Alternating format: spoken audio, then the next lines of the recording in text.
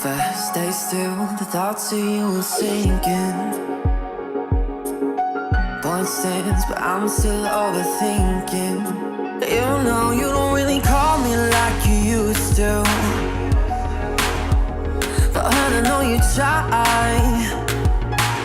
But I've heard you've been here before. But I won't stay the same. It's just what I'm used to. Some things don't ever change. I know it's me and you, but I don't stay the same. I'm just adjusting to. Some things don't change, but I'm designed to be held on to.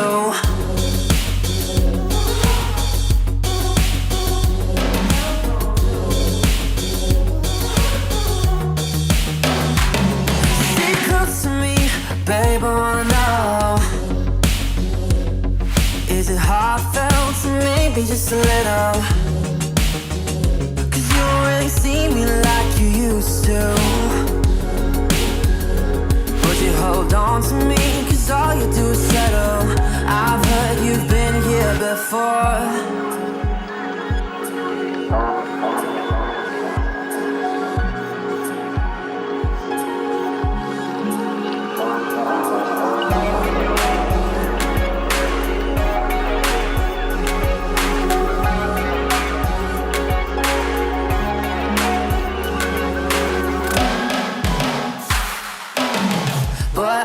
Stay the same, it's just what I'm used to. Some things don't ever change. I know it's me and you, but I don't stay the same. I'm just adjusted to. Some things don't change, but I'm designed to be held on to.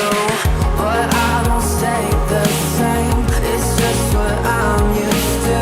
Some things don't ever change. I know it's me and you, but I don't stay the same.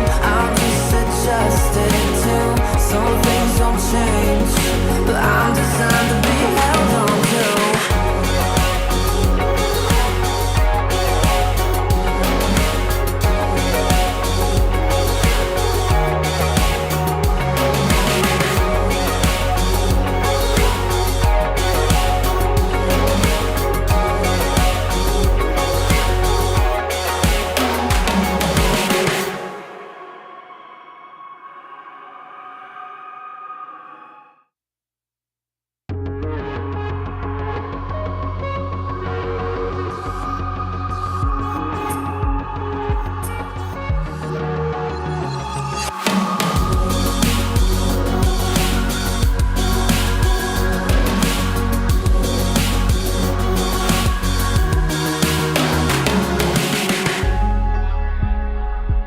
If I stay still, the thoughts of you will sink in. Point stands, but I'm still overthinking. You know you don't really call me like you used to, but I know you try. But I've heard you've been here before. But I won't stay the same. It's just what I'm used to. Some things don't ever change. I know it's me and you, but I don't stay the same. I'm just adjusting to. Some things don't change, but I'm designed to be held on to.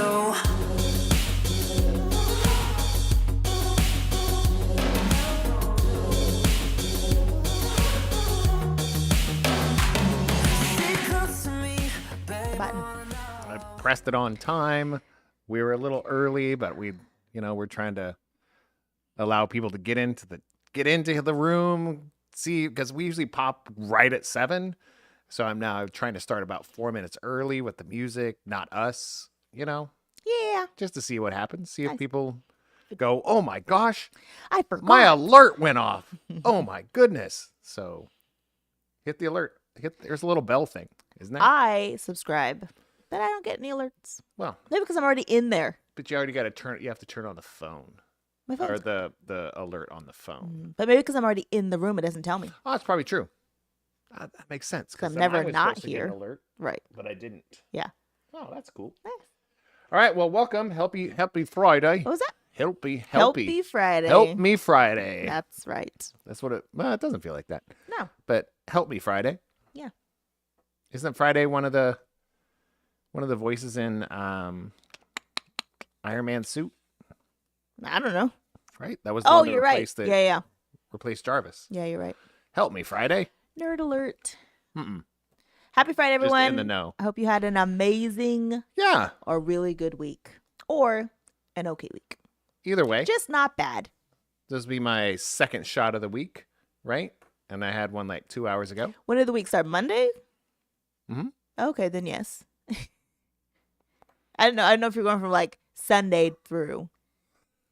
Oh, that's a good point. Like usually people do in modern culture, it's Monday through Sunday. But Okay. realistically, it is Sunday through Saturday. Then this is not your first shot of the week. All right. So, just when you feel built up, she'll make sure that you're humble. Reality Stay humble. hurts. Sit down. Let's cheers. Salanchava. Salud. Yeah. Are we ready for this? Tequila. Across from me is... Oh, we're doing names. I'm Sarah. And this guy. Oh, is there more? And I'm Scooter. Oh, I didn't know if there was No, something else. it's usually when I introduce you, usually the other person introduces the other person. Right. That kind of thing. But you're not really good at that kind of...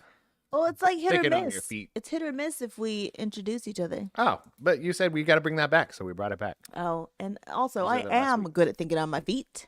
Okay. That's it. No Okay, creative moments today? Nope.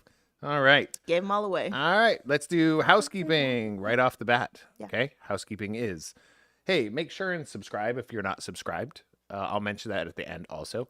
It does help out the channel. It helps us actually give more content, and it helps us have more people in the chat. It helps us do those kind of things. So it's just, there's more fun things we can give to you guys if you subscribe. Just, it really, really is. Nice.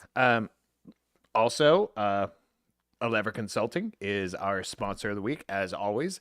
Introductory consultation. If you mention Sarah and Scooter, leverconsulting.com. Nice. Go ahead and check them out. They'll give you help you out with some life skills. Mostly the stuff that nobody wants to do. Especially considering we just started a new year and everyone wants some new life skills. Well, yeah, everybody wants to. We should probably have that on here. Yeah. But we probably will. We'll talk about that too. For some reason, we wait till the first. It's like, let's just get lazy and forget about stuff. The first is around the corner. It's like, yeah, but the first is yeah. Everybody's trying to do the same thing as you at the same time. It's true. All right. The other one, Yaya's Embroidery. Yes. Check them out at Yaya's Embroidery on Instagram. We do have she's tagged in our last video. She'll make sure and be tagged in this video once we have this up and broadcasted. But check them out. If you mention that Sarah and Scooter sent you over there, 10% discount on your whole order. Amazing embroidery, amazing screen printing, all that kind of thing. So if you need t-shirts made, you need hats made, even if you come up with something that's never been made, Yes. like a koozie, or I don't know, if you want to embroider a novel, she might with socks, thumb wrestling uniforms. Right? I mean, I don't know. How cool would that be? I just thought of that just now. I was That like, sounds how cool would it be adorable. like Right. have like a little thumb, like a little character to jersey go or on there? shirt? Oh Yeah, my just a gosh. jersey That'd be for so thumb wrestling. cute. Oh my gosh, that's amazing. You can't have it. I thought of it and said it. You can't have it. I'm sorry. Ah, You don't thumb wrestle. well, I would if I had the right uniform. I think it's true. Just like the beginning of the year, if you had weights or in a treadmill and all this stuff, That's- we would that's work the out. reason. Right. But yeah, check out Yaya's Embroidery. 10% off. Mention Sarah and Scooter. And those are our sponsors. They're their housekeeping. Our giveaway question is, I haven't Alright. put it in the print for you. I see it. I'm just going to read it from the paper so I don't make it too lengthy. What is the bartender's name at the Westin that gave us free drinks? It's been a while now. We went to Philly and went. Yeah. Because then Decem- it began in December. Yeah. We talked about it right when we came back. Yes. So probably middle of December. Go back to that episode where we talked about going to Philadelphia and PAX Unplugged and the board games and all that kind of stuff. Yeah. Go back to there if you want to, or if you watched it, you probably know. Yeah. Do you know? I know. Oh, well, you came up with the question, but last week you came up with the question, forgot the question. Yeah. So, but that's I why know the answer. Got it. So too much jeopardy in your life. She's my best friend. So obviously. Yeah. Do it for the gram. All right. So yeah, those are our housekeeping Ooh. and our giveaway question. Nice. Okay, can I push the button? Yes. Good thing. I don't know why you asked to push the button. You have a whole panel of buttons. don't And if you know. push it before me, then it just happens. So you're kind of bossy. So I have to make sure I have permission to push the button. Yeah, right. Okay. Yeah. Let's go down that.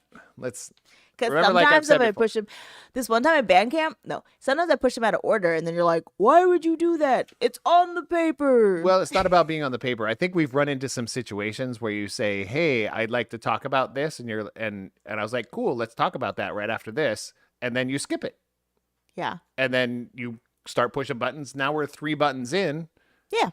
and you're like, "Oh, let's just loop back and do what's another good thing." Crazy. Everyone had a great time. We're having a good time. Having a great time. Right? That always works. If you're in a situation where somebody isn't having a good time and you just say, "We're having a good time." Yeah, Obviously That's it all. works, having a good Just, time. you need to chill out. You need to calm down. You need to calm down. All right, how many you got? I have a few. 2. Okay. No, 1. Oh, okay. Well, 1-ish. I'll say mine, and then I'll say one that I might think you might say, so I'll skip it, and then I'll go to a different one. Oh, okay. People returning phone calls. I don't know if you guys have experienced this. No one worked in December of 23. Like nobody returned calls. Nobody made calls. Nobody sent stuff in That the was a thing. mail. It's a rough December this year. So I am thankful and happy that people are calling me back. I appreciate them. Dude. That was fun. Mine. Oh, that's it. yeah. I think it's one of those like the holidays, which I do totally understand. People are on holiday. Yeah. Totally get it. I think what we've run into, especially when you're having contact with people, trying to contact somebody since like October, Right. and all of a sudden they're offended because it's the holidays, it's the end of December. Right. Why are you trying to reach out to me? I was like, I started in October, You didn't respond for many months now. and pretty much every month has some sort of holiday in it. Yes. So you had 3 months. Yeah. Yes. So, but it is kind of nice. Some people did reach out, right? Got back to you even kind of during the holidays. Yes, like at the surprisingly tail enough. end. Even some people that were, even in some establishments that were actually celebrating these holidays. Yeah, that's true. Yeah, churches were getting Yeah. back to you. And I was like, Man. wow, Yeah. that was super See, cool. Keith says, yes, yes. Well, when somebody returns your phone call or returns your email, that means work. That means business. Right. That means, you know, Yes. we can, the lights that are shining in our eyes right Yeah. now with these microphones, they can be paid for. My favorite thing, too, is that when, like, you've been sending somebody emails for a long time and they never respond, and then you send them an email and then you get their out of office and you're like, so B, you did get it. Like, so you're not saying you didn't get my email. You just didn't respond to it. I understand where we're at now. I Yeah. understand the relationship We're in that now. situation. You didn't respond just because Right. now you're out of office. Right. You received it and made a choice to ignore me. It's like turning off the Got lights it. and hiding underneath the window, right? When somebody we do that. No, we don't. We do it on Halloween. We don't hide. We just put a sign up and then sit on the couch and watch They TV. still knock on the door. This year we didn't get anybody. Yes, we did. You weren't here. Where was I? I don't know, but you weren't here when somebody knocked. Oh, that's weird. I was home. So I went out there to answer it, and then they got all angry. They didn't read the sign. They pounded it again and goes, "No candy," and they left. And I was like, I'd have given you something. You ain't gonna like it. All right. It's called a sucker punch. Oh, gosh. All right, what do you got? Mine was we're still walking on a daily basis. Yes. My good thing is that I'm not just sticking with it. I get excited about it, and I actually, my pace is better. I really took a couple years off of doing mostly anything exercise wise, except for like push-ups and pull-ups. Yeah. I did push-ups and pull-ups and some squats, probably 3 or 4 times a week for a while, and then over the last month I stopped even doing that. Well, a month before this. So I'm always like, if I can do 5 pull-ups and Yeah. I'm good, and 50 push-ups all in one run, I'm good. Well, that's not always good. Right. That's not heart health kind of stuff. Yeah. So still walking, doing all those things, and somehow I lost 5 pounds. I freaking hate you. Like, it's not even. I waited to this podcast. She did not know this until I went on the scale yesterday. I was like, huh, I lost 5 pounds. Let me you guys don't even understand the amount of things that I have cut out of my life. Like, you guys, I mean, it seems like I drink a lot. I don't actually. Like, Fridays. I do. Right. I think that's the part that's really annoying. I I'm gonna don't drink my beer. I don't have a beer every single day. I don't eat snacks all night. I mean, it's just so unfair. I have been walking and doing things more than he has, and he's just like, oh, I dropped 5 pounds. Get the F out of here. I don't want to talk to you anymore. I'm done. Show's over. Okay, so that's Friggin' fun. annoying. So now it's called the Scooter Podcast. Friggin' annoying. Starting 2024. Happy New Year to you all. I'm So- highly upset. It's unfair. Oh, why okay, rant. Or not even a rant. Why can guys just drop weight like that? Why is that the thing? What are you saying? Because Did somebody- I think Keith said, I Oh. understand Leslie hates me too. And I'm assuming Keith did the same thing. Keith, did you do the same thing? I'm not going to say Maybe. I'm mad at you, but I am mad Oh. at all males at this point now. So Keith put in the chat, because when you react to something that Yeah, I listeners know. don't- can't hear. Because I think Ryan and John have done the same thing. Like, everyone's going together on, all of a sudden the guy's like, oh, I dropped 15 pounds. Oh, shut up. All right, you didn't do I hate genetics. I hate it so much. It is one of those things. But I also stopped drinking hard alcohol during the week completely. So there's like 5 calories in hard alcohol I compared to like 400 in a can of beer. okay. If a person is beautiful, do you hate them? Yes. Well, that's wrong. I'm just kidding. Because that's genetics. Now, if they had their work done, all the work done, and they spent $1 million to make themselves look good, that's different. You can be a little envious and hateful, a little bit. But if I they're will just tell you right now, every female right now is mad at you. Yes, I All agree you with that. friggin' dudes who can do absolutely nothing, go for a walk for 2 miles consistently with your partner who's doing all the right things and still drop weight is so friggin' ridiculous. Oh, it's fine. It's fine. We're gonna move on now. So, Didn't even finish good things. I don't have any more. no, we Just went kidding. straight into the rants. I actually have another one. I haven't even pushed the button. I'm not even on a rant. I have more good things. Oh, you're on a rant. Why didn't you save it for the end?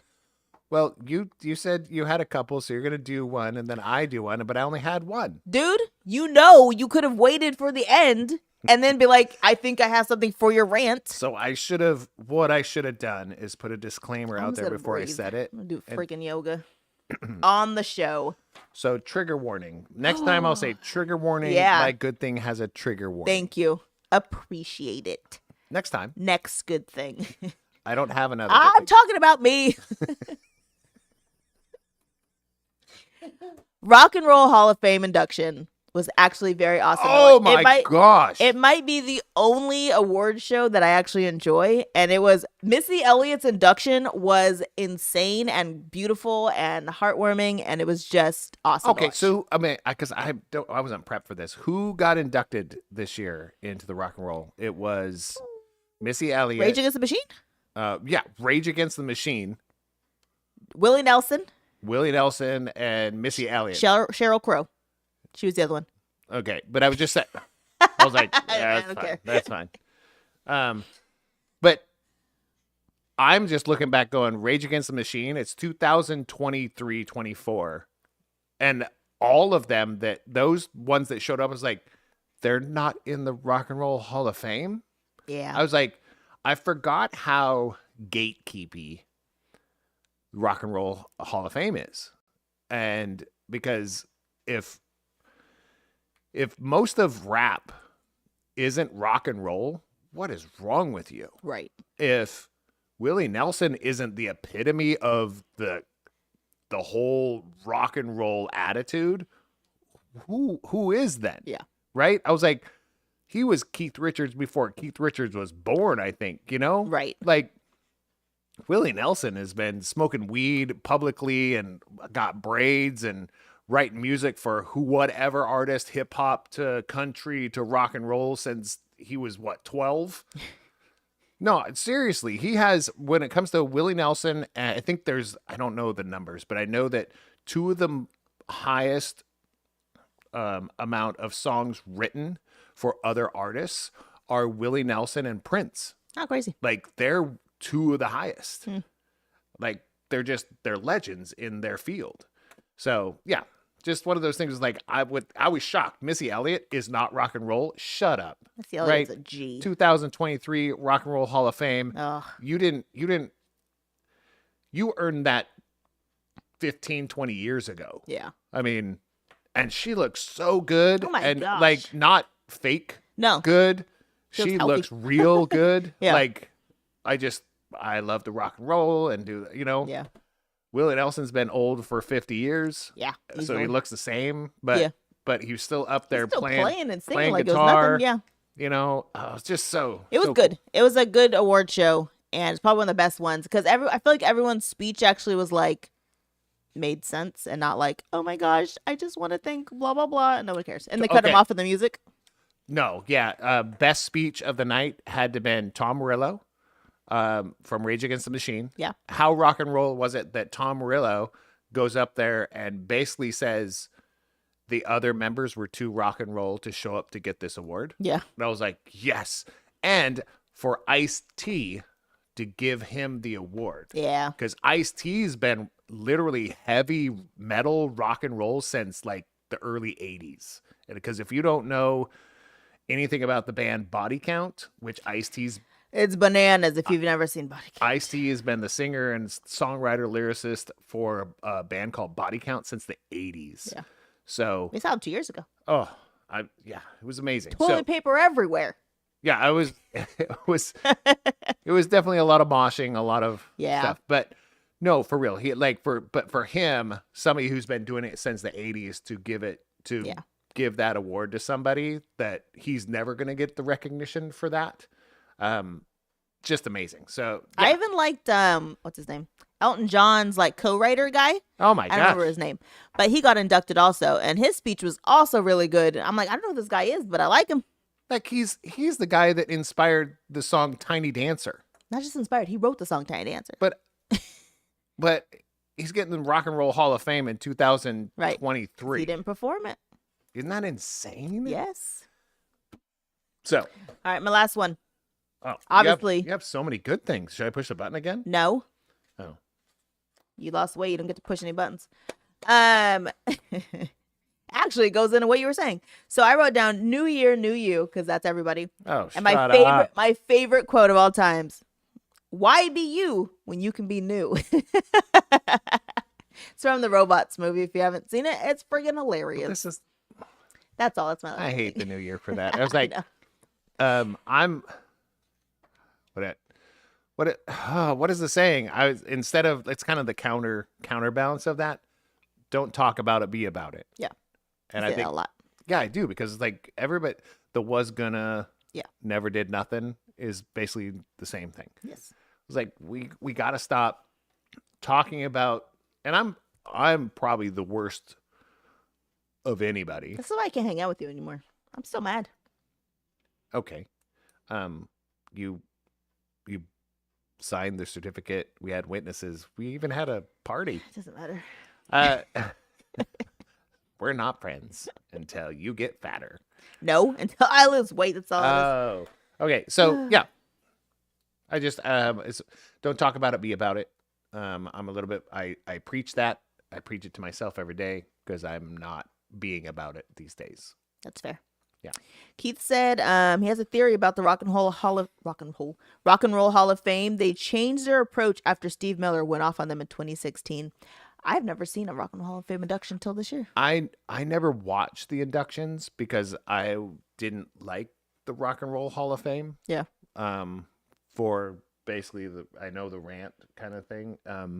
It's basically like, what is this pretentious BS? So, which realistically it's And it was going to be one of my rants, but Think wasn't of- not today. It wasn't. No. Like in general, I was thinking about it. I was like, I'm sure I've ranted about it before.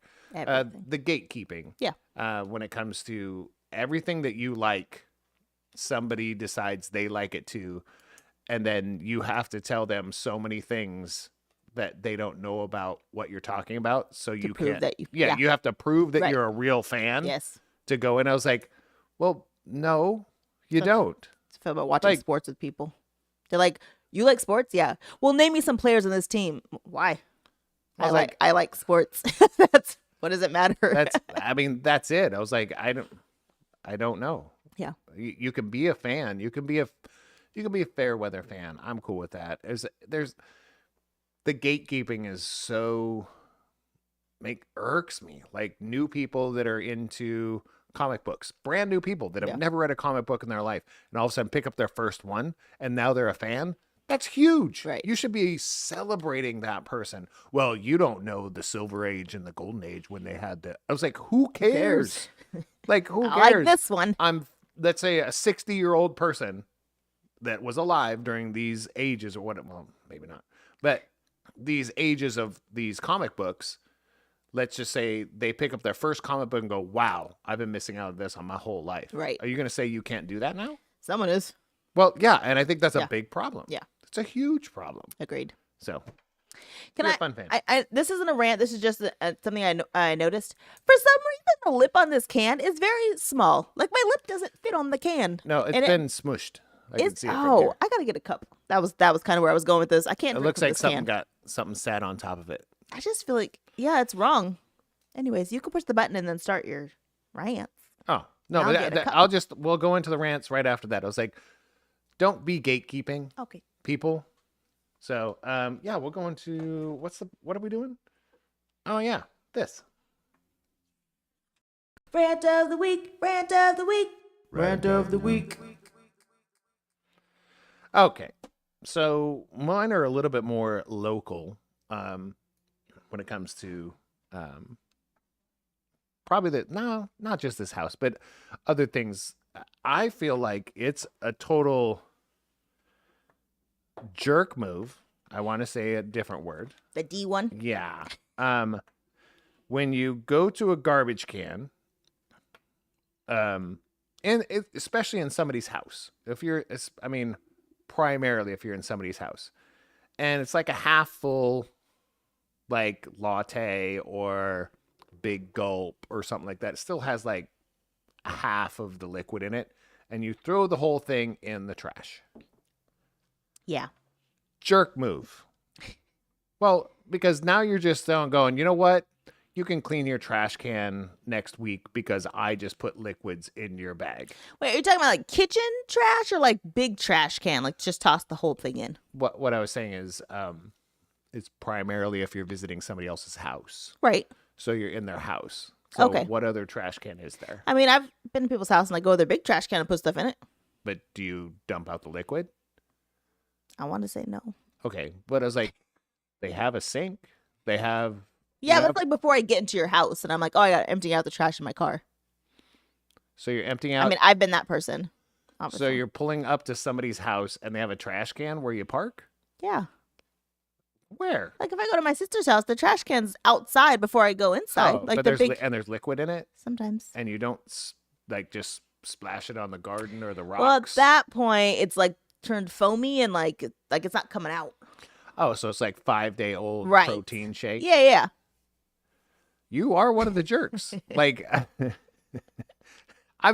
I can't put myself as like, you are going, this is gross. You can deal with my grossness. Yeah, I didn't think about it that way. Yeah, because, well, there's not many people that clean out the trash can out here. The kids have done it when they were younger. I know Mariah's done it. CJ and I have done it more than anybody. I don't think Elisa's ever cleaned out the trash can. So I'm just saying, and you never have. That's not true. Our trash can here since Yes. you've lived here? Okay.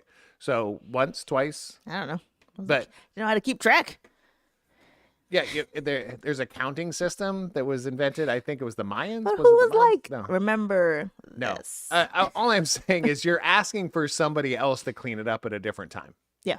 You just are when you do that kind of stuff. So we've had multiple people come through the house, most of them teenagers, yes. But even some of the adults, quote unquote, that are over 20, will take like Dutch or something that, Dutch Brothers or something like that. And there's like there's a third left inside of there. It just goes in the trash can. Yeah. Like, which is 6 feet from the sink. I just think that, again, it's like if you don't think about, man, this is going to cause an issue in the trash can because you don't clean out a trash can, then you're not thinking this is an issue. You're just like, that's where trash goes. Yeah, but just kind of like earlier, it was like you were talking about the food doesn't just magically show up on my plate and I eat it. Somebody has to make it. I was like, yes, it is. I put it there. Well, but again, Magic. people put dishes in the sink. They don't magically go into the dishwasher and get clean. It's true. It's just, you are asking, it's kind of the same concept of like, you were asking somebody to clean up your mess later. Yeah. And that's frustrating to me. It's like, You why? should put a note up. No, because you are a human being that if you've never had to clean up somebody's trash, then you need to wake up and clean up your own mess once in a while. Somebody's doing these things for you too often. I agree, but putting trash in the trash, most people aren't thinking, man, this is going to cause a bigger issue. I mean, most of the time people aren't thinking that my trash is going to cause a bigger issue in the trash. So if you put a sign up that just says don't put liquids in the trash, don't put liquids in the trash. Isn't that just the point? Like, but if you tell somebody once, then if they do it again, then you're like, hey, now you're a jerk. But if you don't tell them what you expect, how are they supposed to know any better? I think this was a podcast topic. We're getting to that. Hi, topic, Bailey. but knowing where trash goes and that somebody has to take out the trash and it has to be moved to another, and the trash man comes and picks it up. People don't know that? No, people know that. I'm talking about putting liquids in a trash can. Where do you think it goes? I mean, as somebody who lives here, I put liquids in that trash can multiple times. Oh, I know. And it's okay. Mm-mm. It's not the end of the world. You're right. It's not the end of the world. But is rant worthy. But if you would have said, hey, I don't like liquids in the trash can, you know what I'd probably stop doing? Putting liquids in the trash can. But why would I know that that's an issue? Because realistically, I would think that somebody would think of repercussions or cause and effect. I do. That's why I don't put shells, like, what do you call them? Shrimp shells and fish carcasses in the trash can to put in the freezer until trash day. Mm-hmm. But I didn't realize that liquids in the trash can were such a big deal for you. I will stop putting liquids in the trash can. I will make a note for the house. All right. No liquids in the trash can. I didn't know. If it's in a cup, do you pour out, like, do you just take whatever's left in your glass? Like, let's say there's coffee or a milkshake or a protein shake. Do you just turn it upside down and put it in the dishwasher? No. What do? I clean it out. Okay. And then put it in the dishwasher. You rinse it out, put it in the dishwasher, or pour it out, then put it in the dishwasher. Yes. How is that any different? Because it's not a trash can. How is that any different, though? Because they're two different things. Oh, my goodness. I'm not going to agree to disagree because you're wrong. You don't have to. All right, next rant. I have another one, but that's... I have two also. All right. Hidden Valley Ranch. I don't... This is a thing. Here's my rant about Hidden Valley Ranch. Why is it when you buy the packet of Hidden Valley Ranch and then you make the ranch yourself, it's delicious. But when you buy the ranch that Hidden Valley makes, it is trash. I don't understand. How are they turning deliciousness into garbage and then bottling it? And nobody can explain this to me. I don't get it. No, I agree with you 100% because I don't know if it's does sour. I mean, when you buy it pre-made, does sour cream not stay as long? So maybe they have to put a preservative in it of some sort, something to keep it longer. I don't know. On the shelf. I just feel like, and also when you make it according to the Hidden Valley Ranch packet and recipe, it's always so much thicker and nice. Yeah. Right? It's just delicious. But when you get it, when you buy it in the bottle and stuff, it's kind of liquidy. So gross. And the flavor's not even close. No, it's pretty sweet. It's a little... I don't know. I don't like it. Mayonnaise-y? Even in the regular packet, you add mayonnaise. Well... When you make it for yourself. It's not just sour cream. Oh, I just use sour cream. Oh, that's just dip then. Yeah, that's why it's delicious.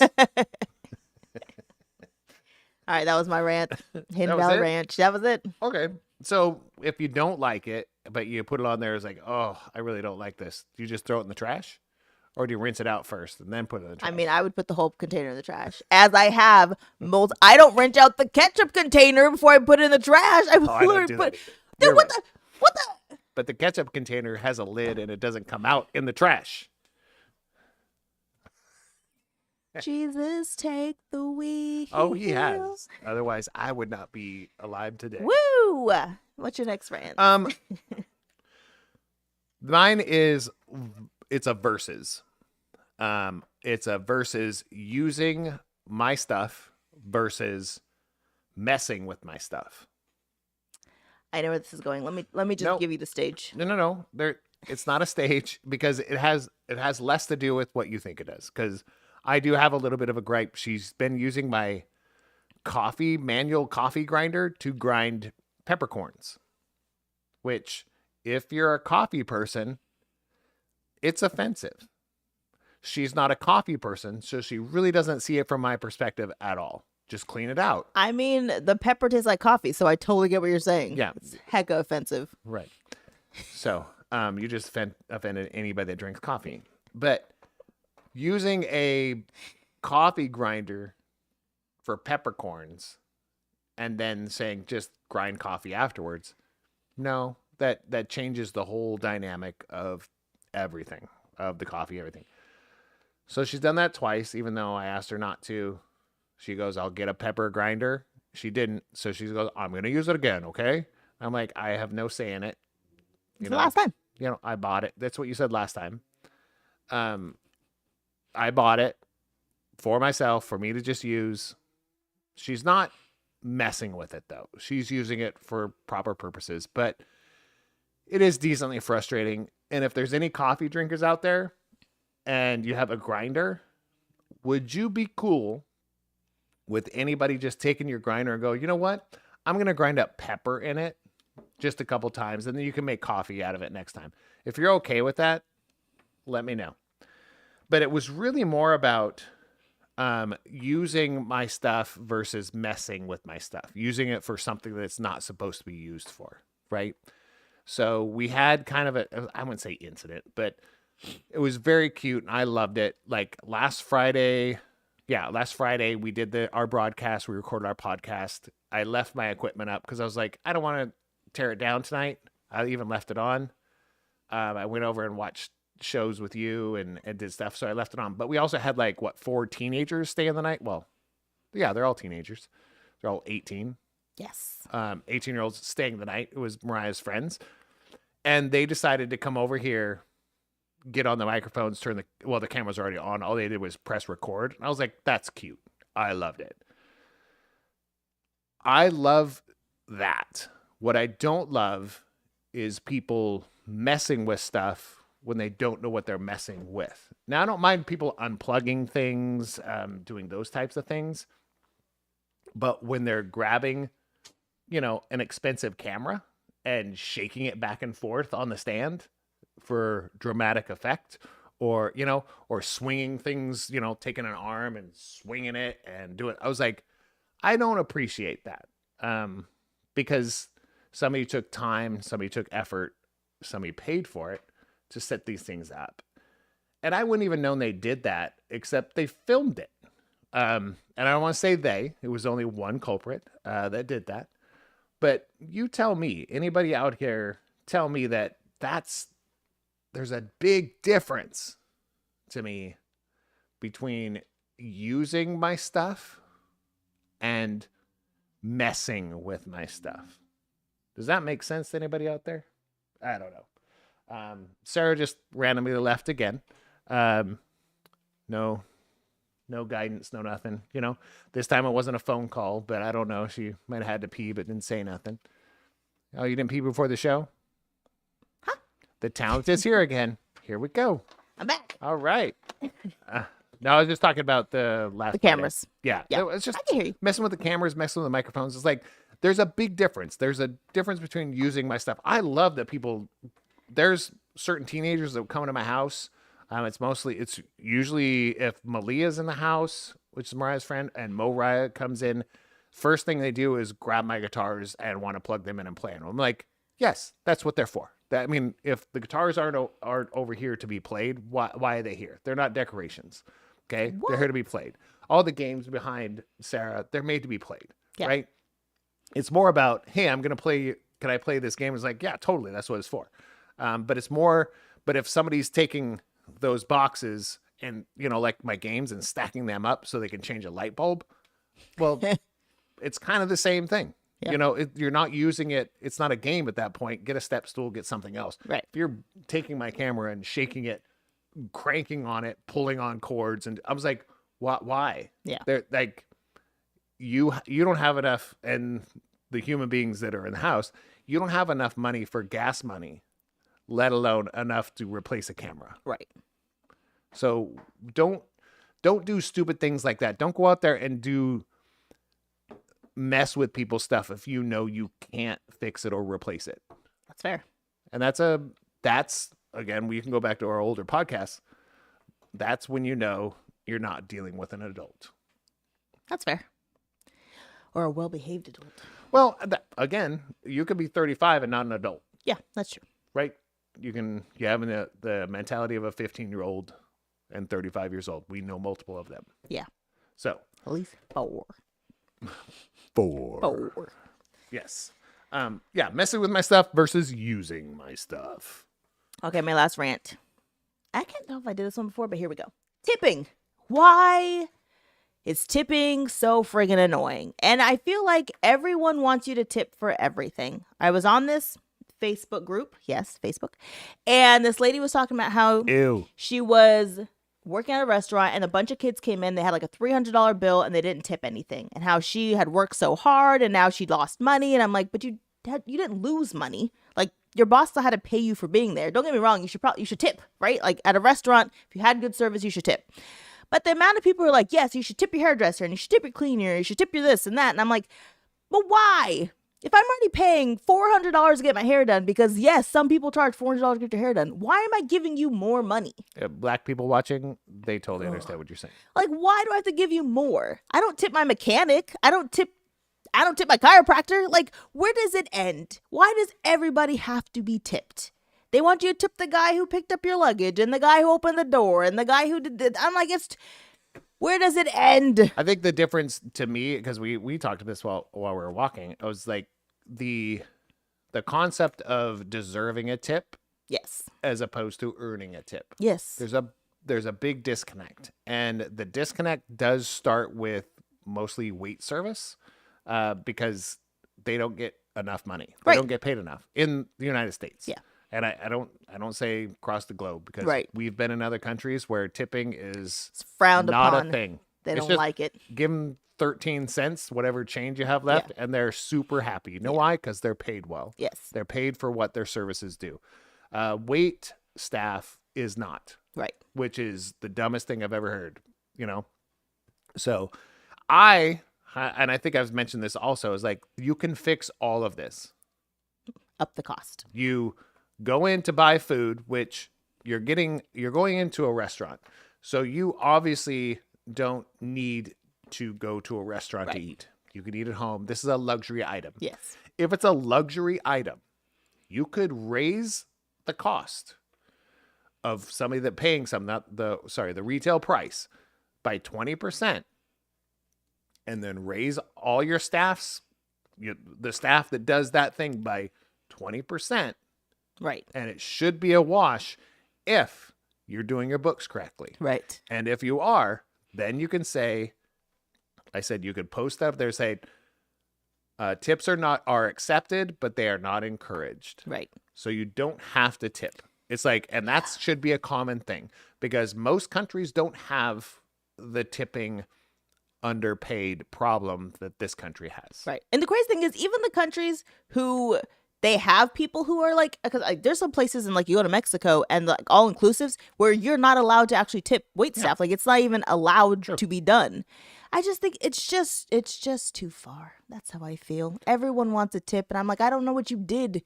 What did you do that was so extraordinary that I have to give you extra money on top of the very expensive thing I just got? If you did your job, you don't deserve a tip. Right. If you did something above and beyond, like you were efficient, you were quicker than other people, you were not happier. You don't have to be smiley and Right. chit chatty, but if you did your job above and beyond somebody Yes. else, then yeah, because I've given tips. Right. I don't have a problem tipping when we do DoorDash or Instacart or anything like that. Depends on who it is. I won't up your tip unless, but some of our Instacart people are like, it'll be here by 8 p.m. and it's here by like 5. Right. Like they got here in an hour. Yeah. Like these guys are on it. That to me, that deserves a tip. Right. Or also they're out of something and they're like, I found something that's very, very comparable. The ones who actually look for things, that's a tip. and send you 3 pictures. Right. Like that happened the other day. Send me Yeah. 3 pictures of different things that were in the aisle. Yeah. Going, take Which your one? time. Which one do you want? Yeah. And I'm like, this is awesome. So that person deserves a tip. The other people that just replace items or refund everything the Yeah. whole time, They don't sorry. even they don't communicate. They're No, just you're not like getting a tip. it wasn't there. I'm like, You're not getting a tip. they had no tomatoes at all. That No. seems odd. Yeah. At a grocery store, no tomatoes. Right. All right. So yeah, I think the tipping thing has gotten out of hand. Yeah. And especially when it comes to, it says it's basically you're supposed to tip everyone, Everyone. which is sickening. Yes. Like literally every single interaction at this point has like a do you want a tip section. I'm like, well, I just picked up my own food. Like nobody, even when you go to pick up food at a restaurant, you call it and pre-order it and you go to pick it up. They're like, do you want a tip? Huh, what? What happened? You made food, put it in a box. Right. I'm like, who am I I tipping? drove here. Right. Do I get it back? I pick it up. I was like, what? I'm even serving it to my household. I should get a discount. It's everything. I don't know. It gets on my nerves. Everything. Everybody wants a tip for everything. No, and I agree with that. I think that tips should be earned. They're not deserved. And I have a big part of, now I'm not saying, and there's a difference because I do know being in wait staff is completely different. Yeah. And I think that should be treated as its own entity because that's a economic capitalism issue. Yeah. Somebody needs to fix that. Well, yeah. And every state's jacked. Don't get me wrong. Every state's terrible. Like, there's still some states where you only make tips. Like, you don't even get a regular hourly rate. And I think that's psychotic. Well, it's kind of one of those things of you're paying the wait staff and then they're getting tips. They're like, well, then I can lower your wage. Right. I was like, that makes whenever that happened, and I don't know the research on this, but whenever that decision happened is insane to Yes. me. That makes no sense in the Not at all. world to me. It's bananas. So, Those are my rants. Those are my 2. all right. Rants, thanks for chiming in. Yes. Keith says using versus abusing. I agree. I said messing, using. Yours is a lot more Eloquent. jingly. Damn it. So we're going to put this segment over to you because this is what's Ip. No, jeez. He could do it. I almost did it. Almost did it perfectly. Almost sounded like a radio announcer. This is 99.9. Oh, gosh. Coming at you with what's up in you area Okay, so I only have a couple. with Okay. Sarah Hamilton. She scared me. Gotta start looking up. Are you ready? Okay. Okay, it's you. Jiminy Christmas. You have to go pee. Okay. No, I need a beer. So two things in Houston. There is Tina Turner the musical, which sounds fantastic to me, and I kind of wish I was in Houston. And then also Rick Ross is playing at Bottled Blonde in Houston. I'm not going to Houston. I don't live in Houston. I just Google things around the nation to see what's cool, what's happening. And then my other things are in Sacramento. So Jagged Little Pill is at the little Broadway Sacramento this weekend, and I thought that would be so much fun to go to. We're not going, but I think it would be fun. And then Sac Anime is happening all weekend, and Elise and Ben are working all weekend. Elise is our oldest middle kid, and then Ben is her boyfriend, and we love Ben. Ben is fantastic. And then that's Sac Anime. That's at the convention center. And then date day is tomorrow, probably. Me and Scooter are going to try to do a date time. It's not all day. We got stuff to do. But What's up in date area? yeah, that's it. We don't know what we're doing yet. So if you guys have any ideas of what we should do tomorrow, that's not Jagged Little Pill the musical or Sac Anime, because we're not going to those things. No, and it's how do I say it? I would love to go to SAC Anime for like an hour. But no, I had this discussion with was it Jack Birkenstock? Flea Right. market. Yeah, that he was one of my buddies that I see every year at PAX Unplugged in Philadelphia. And you go to these conventions, and if they're not specifically themed enough, they become a flea market. Yeah. And they really do become a flea market. There's not a lot of shows, there's not a lot of presentations, there's just a lot of booths where you can try and buy some stuff. Yeah. And I'm like, which is good, but call it what it is. Right. You know, it's not at that point it's not a convention. Right. And I think SAC Anime, my personal opinion, because I think the first time I went was like 2012, Okay. 2011. Was the first because I just moved here at that point. Yeah. And I was like, oh, this is all right. This is kind of cool. These little places and people are dressed up. But I don't know if it's changed or just I've gotten old and cranky. I don't know. Both. Yeah, I don't know. So I do understand the need for them because I know a lot of people in these industries, like board game industry, comic book industry, all Right. this thing. There's a need for it, but it's almost like you have to go find those people because you have to walk by other stuff that are just selling somebody else's stuff. Yeah. Or it's just a retailer selling something they didn't create. Yeah. That's fair. And that there was a reason why that was a big reason why I was doing the Pull Up a Chair Expo. Yeah. Which I don't know if I want to announce it here, but it looks like we're probably not going to bring that back. What? Um, I'm just learning this No, you're with the not. rest of you. I didn't know it was coming back. well, we didn't do it this year. Yeah, I know. There was not enough. I just thought they were just taking the year off. Well, if people want it, I'm cool with it because the way I tried to establish that expo was the artists don't have to pay to have a booth there. Right. Because, but I also, my big stipulation for the expos that we were doing was different than the other ones. If you're an artist and you're bringing your own artwork, you don't have to pay for Right. time to be there. People entering in, they do, but they get demos, they get to talk to you, they Right. get, little things going on. Yeah. But if you were a retailer, like you were a local Comic book store. friendly game store. Yeah. If you're an LFG, then you could come in there. LFGS, sorry. You could come in there, but you could not sell anything. Right. The stipulation was the only people that could sell stuff was the creators or somebody that was distributing it. Like it was their stuff. Their baby. Yeah. And I felt like that's the way I feel like it should be. Yeah. Right. And then people coming into these things will pay the cost of what it is. Right. And then it's all for a I feel like nonprofit. that's what PAX is like. I don't mean, know there what seem to I be more don't. independent people selling their own stuff than like larger people selling other people's stuff. But it wasn't like that in 2017. Those big distributors pulled out. That's why I said it seems to be like that now. Yeah, well, it got that way over the pandemic, in 2020, 2021. All the big, like Cool Mini or Not, AEG, I think was there, but on a much smaller level.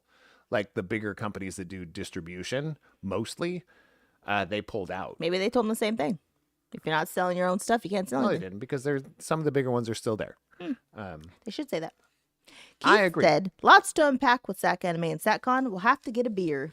I agree with that. We'll go visit you because I heard your place is nicer. Then what? Ours? Yeah, he's at the beach now, right? He's at the I coast. don't know if he moved yet. I mean, I'm gonna ask him. He might put it in there. even if he hasn't moved, he still has location there. So we'll just all go to the beach. We've invited ourselves, Keith. We're coming. We're bringing Nikki Minaj. I don't It's all go to the understand that one. beach. Oh, got it. Confused. All right, that's all I got. Yeah, that was our what's up Yeah. in your area. So Shout out! Woo! nailed it. Nailed it. Okay. My first shout out is to our local children. They hung out with us all day. I mean, like 2 days this week. And New Year's Eve. Did we go bowling New Year's Eve? We did. Right? All New Year's Eve we hung out.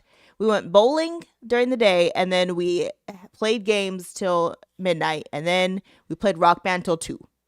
So we hung out all a very long time all together, and it was so much fun. And I'm going to have to post the video of Ben using the claws to play the game. And the T-Rex. Oh, yeah. Oh, yeah, because we were playing mostly our party games, most of the stuff from Rabble games that we got. Yeah. I think that's most of our... All the kids love them, so we just keep playing it. Yeah. I mean, that's what they played when they commandeered my equipment while we were sleeping. They were playing Sparks. Yeah. And I was like, this is great. I was like, that's why I wasn't upset. I was like, use my stuff for this fun. I was like, that's what it's here for. So, that's my first shout out to them for hanging out with us. That's Us a good old one. people. Mine is for some local news. Oh. Was that pretty good? Yeah. Did it sound like crap? Eh. So Log Off Brewing Oh, yeah. has changed ownership, but in kind of a cool way. Somebody that was hired in 2020, which was a friend of ours. We've known this gentleman since he used to work for Old Republic. He reached out to us when he worked for Old Republic as the manager there, which Old Republic's no longer there. Movement has taken over, Movement Brewing. He also went down to New Helvetia as the manager there. He brought us into that realm, Time to Tabletop, into that realm to bring games and stuff. Then he went to Log Off Brewing as a beer tender there. He didn't really do a management position there. I think it was just beer tending, to be honest. Started? I think. Yeah.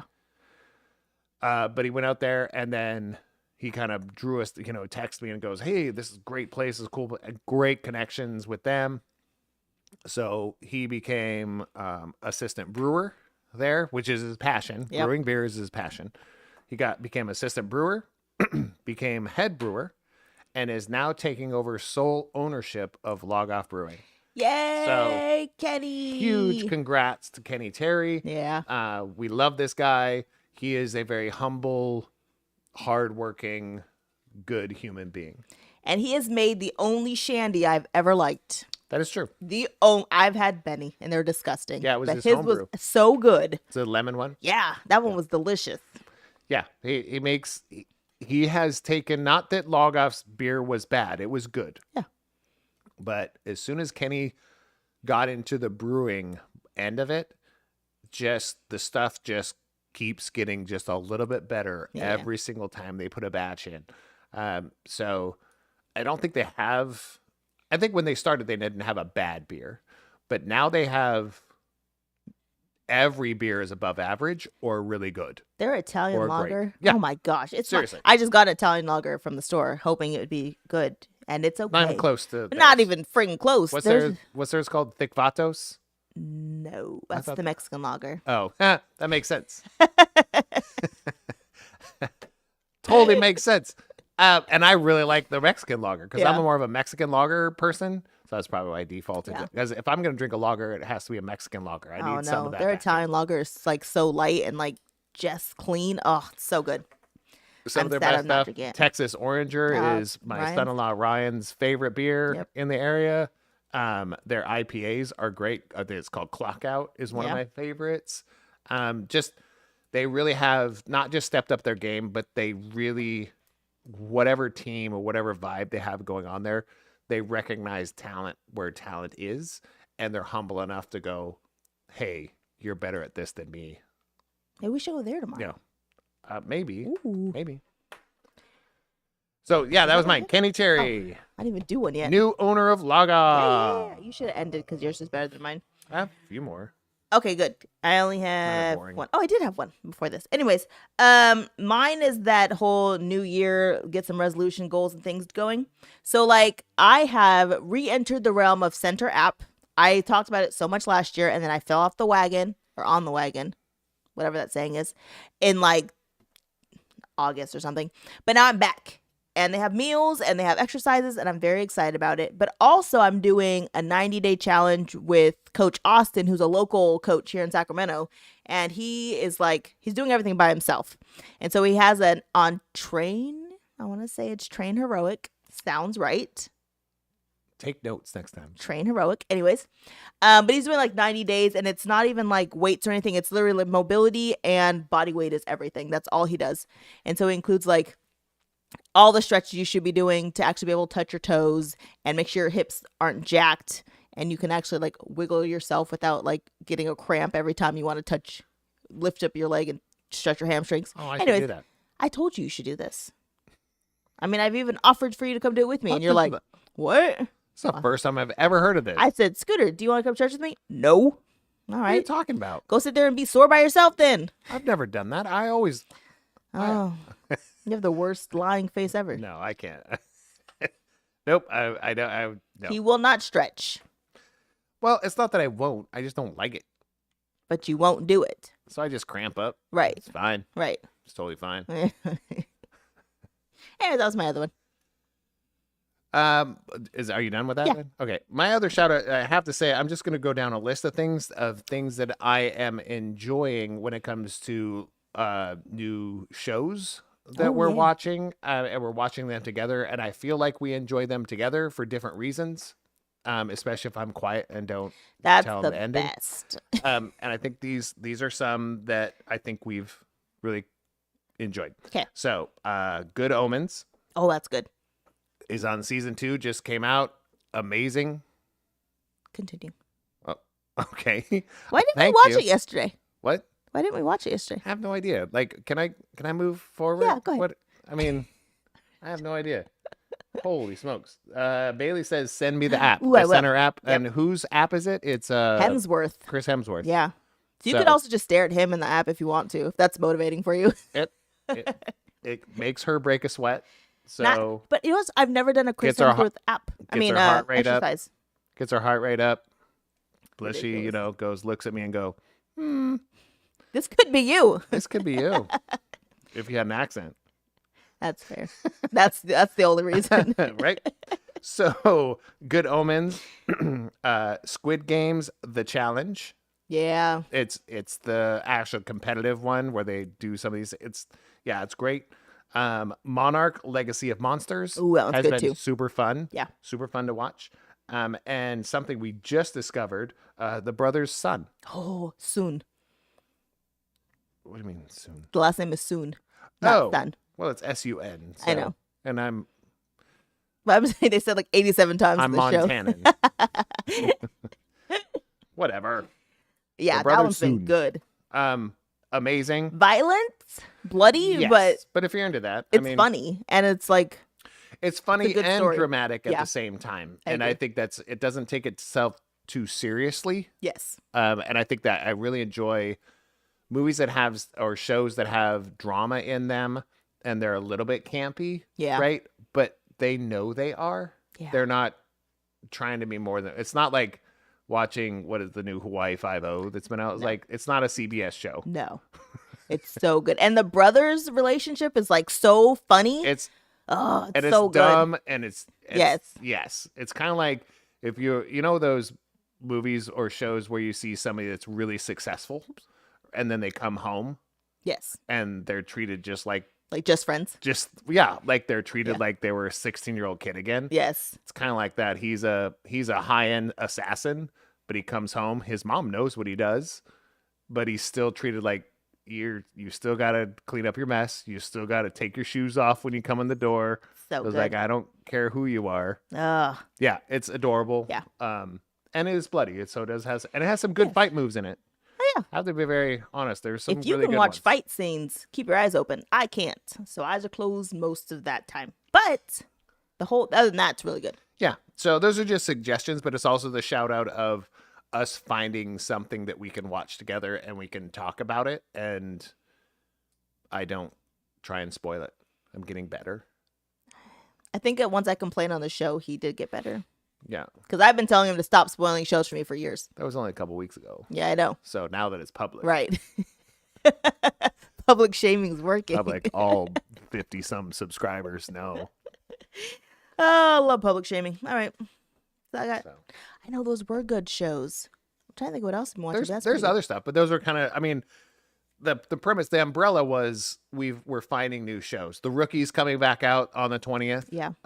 So Bailey, My daughter Bailey. Watch party. Where I really want to do a watch party. So if you don't watch it when it first comes out, maybe we can, set a time and record it, and then we all watch it. Have like FaceTime open while we're watching it. Yeah, why not? Terrible for him. If it's not the day of, he's like dying. Yeah, I do. Yeah. Yeah. Yes. I mean, and at the end of all this, the shout out Screen Crush. No, for F's sake. Because sorry. I Heaven's get it. sake. There's like when it comes to Monarch, Legacy of Monsters, when it comes to any Marvel show or anything kind of nerdy geeky, when those shows come out, they get like a pre-screener. So that the next day, when it comes out, they have like a breakdown and the little Easter eggs you missed, and it's like a 30-minute thing. You get to watch them on there. I was like, I love that show for that reason. And I mean, I have never been that invested in a show in my life. To go back and like listen to somebody talk about the show and then tell me things that I missed. I have never been that invested in anything in my life. Oh, and I know, because when I try and discuss that with you, you're like, no, cool. Don't tell me. You don't care. No. Other people do. So I found my Screen Crush. I'm glad for you. That's why it's called Screen Crush. I'm glad for you. I love it. Bailey said yes, we have to. Says yes. And can you send her the Center app? Because I have an Android and it's not helpful for me to send it. Okay. I will do that soon. I'll make a note. We're in the middle of a show. Send Center. And I think I just burped right into the mic. Yeah, we all heard it. Okay. Sorry about that. But yeah, it was more of like an encompassing, we are finding. Oh, they don't have cable. We're finding new talent. No, more fun things to watch. And I just want to Jeopardy. Who doesn't have cable? Bailey. So what's that mean? How's she gonna watch it? Is her question. Watch what? The Rookie. Oh, we'll figure it out, man. Technology is kind of, I mean, woo. Well, technology is not my forte, but I can figure stuff out. Yeah. Do you know where it is? NordVPN. Oh, stop saying Nord. You gonna tell people what NordVPN is? No, because we're not sponsored by them. We have 2 sponsors, okay? Ridiculous. So, yeah, so that's where we're at. And thank you so much for watching. So, advise me not. I feel really fat in this shirt. And if you're listening afterwards, that wasn't edited. I just went right into that. It was very fun. I feel fat in this shirt. Yeah. I feel fat in every shirt. Well, but you're wearing black, so you can't see it. I should have worn a black shirt, and I didn't. So anytime that I go, if you know me, I don't wear I wear mostly black shirts lately. Yes. But I wear them for a reason, because I've gotten fatter. Oh, that's because I told you you look nice in them. Yes. You look, because she basically said, wear black, you look nice to them because you don't look as fat. That's not true. That is not what I said. It's just an implication. This was before he got chunky. I understand.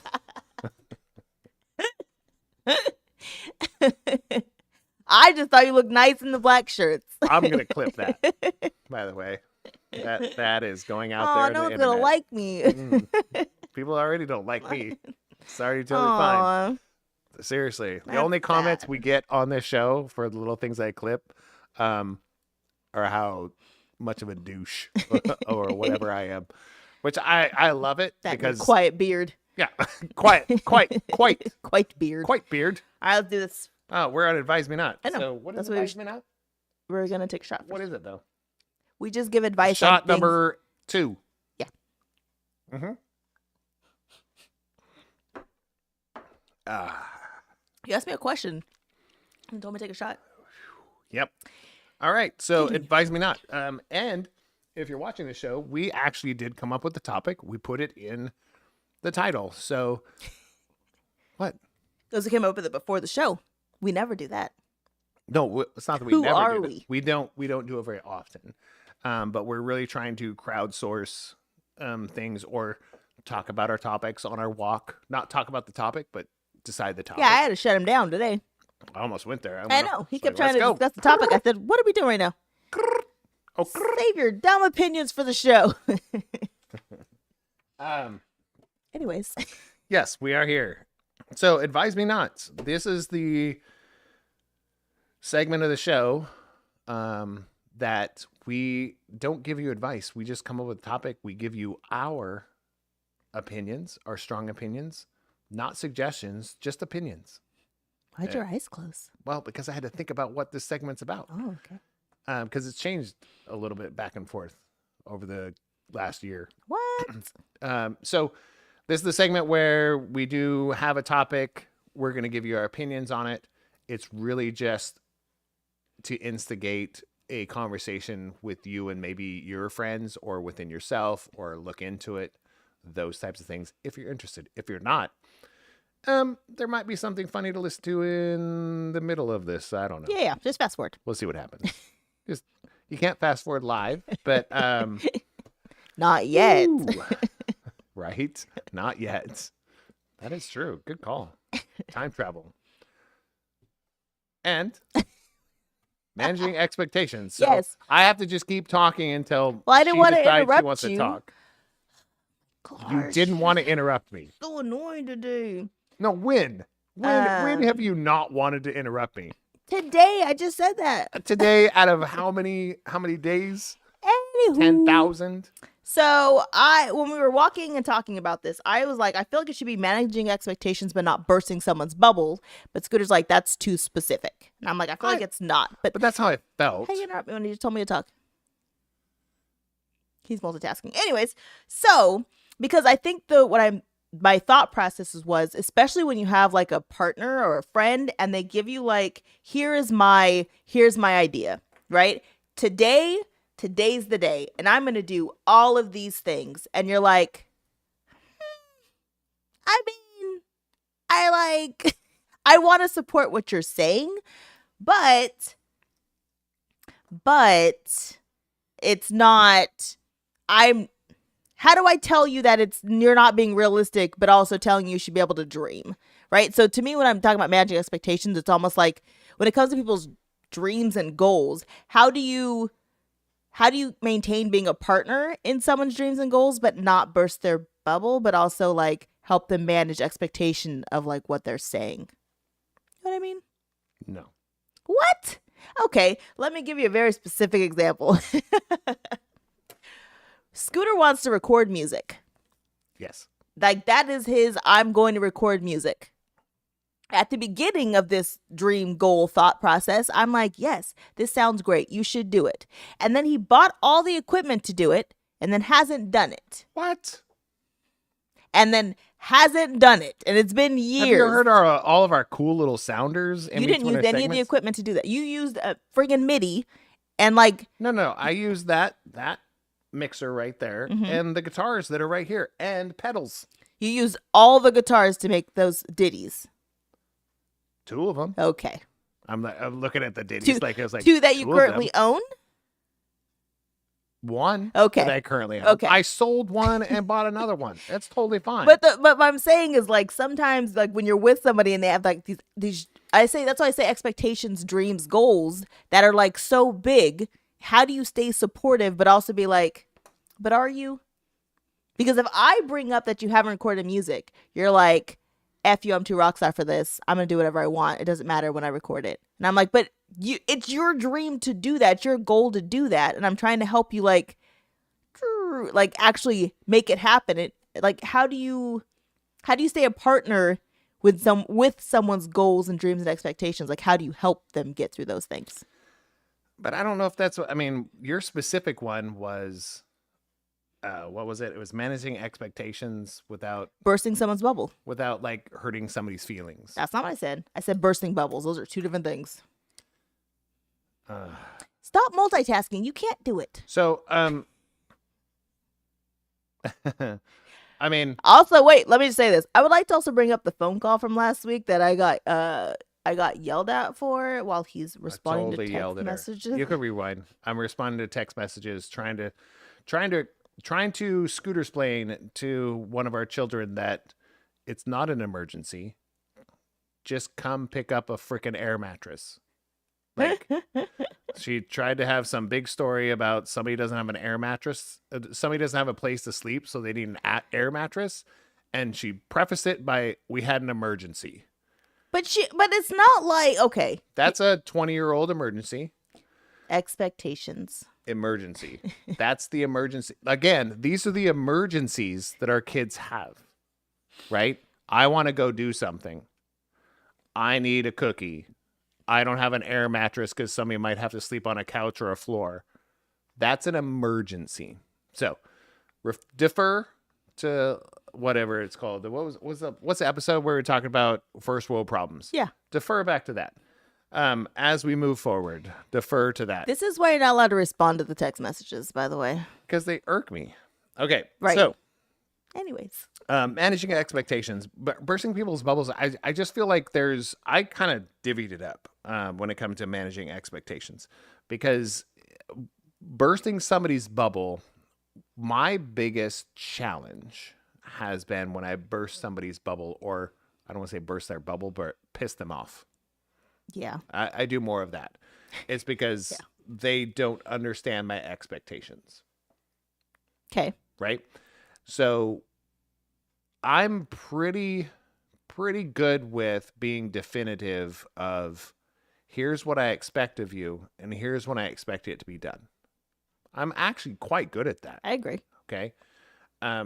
So for some reason, but on the flip side, you're not as good. No, I'm terrible. Okay. So your fluid way of doing it in our house, our children are kinder to you. Yes. Yet you don't give them definitive, structure of, here's what I expect of you and here's when it needs to be done. No, I just say, here's what I need. Yeah, but you don't say, There's no deadline. right. Always. Sometimes there is, but yeah. But my deadlines are more like, the dishes need to be unloaded out of the dishwasher before mom goes to cook dinner. Right. Right? That's it. Yeah. So if you wait till 5:30 or 6 o'clock to unload that, and then mom says, get out of the kitchen, and you go, well, mom says she's in the kitchen. I was like, well, that's your fault. Like I told you before, like Right. there's a deadline to it. So it doesn't work that well with children. Manage expectations. Yes, it's a rough little balance. Like, But I truly believe, it's kind of like the teeter-totter is balance, and then somebody just jumps on it.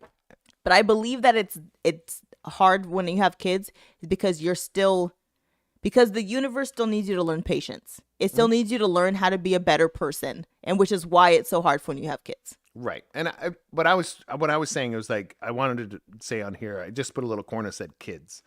And that just meant like there's a difference between managing expectations for kids, Yes. and being a parent. And then there's a big difference between that and your partner. Yes. And there's a difference between that and running a business. I agree.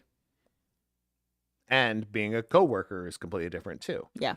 So I think there's a lot of facets that could be unpacked here. And that's why I think that's a much broader one, because I feel like anybody that's going to listen to this or watch this or whatever, they have something in mind right now. Right. Right?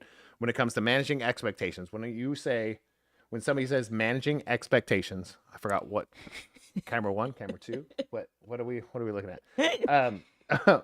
So when it comes to managing expectations, whoever's listening or watching, something in your mind went, okay. Yeah. You're thinking of something in your life of some sort of managing expectations. Right. Could be your kids, could be coworkers, could be your boss, could be you're the boss. Your parents. It could be parents. Yeah. It could be so many different things. So I just wanted to open that up and go, it's going to trigger something there. So I'm hoping we can like touch on just a little bit on each one of them. My biggest challenge is the managing expectations as a parent. That's my biggest challenge. Yes. As So you're a talking human about being. managing. I wanted to start at the most challenging and go up to what I'm good at. So do you mean managing what your expectations are for your children or what their expectations are for you? I think it goes both ways.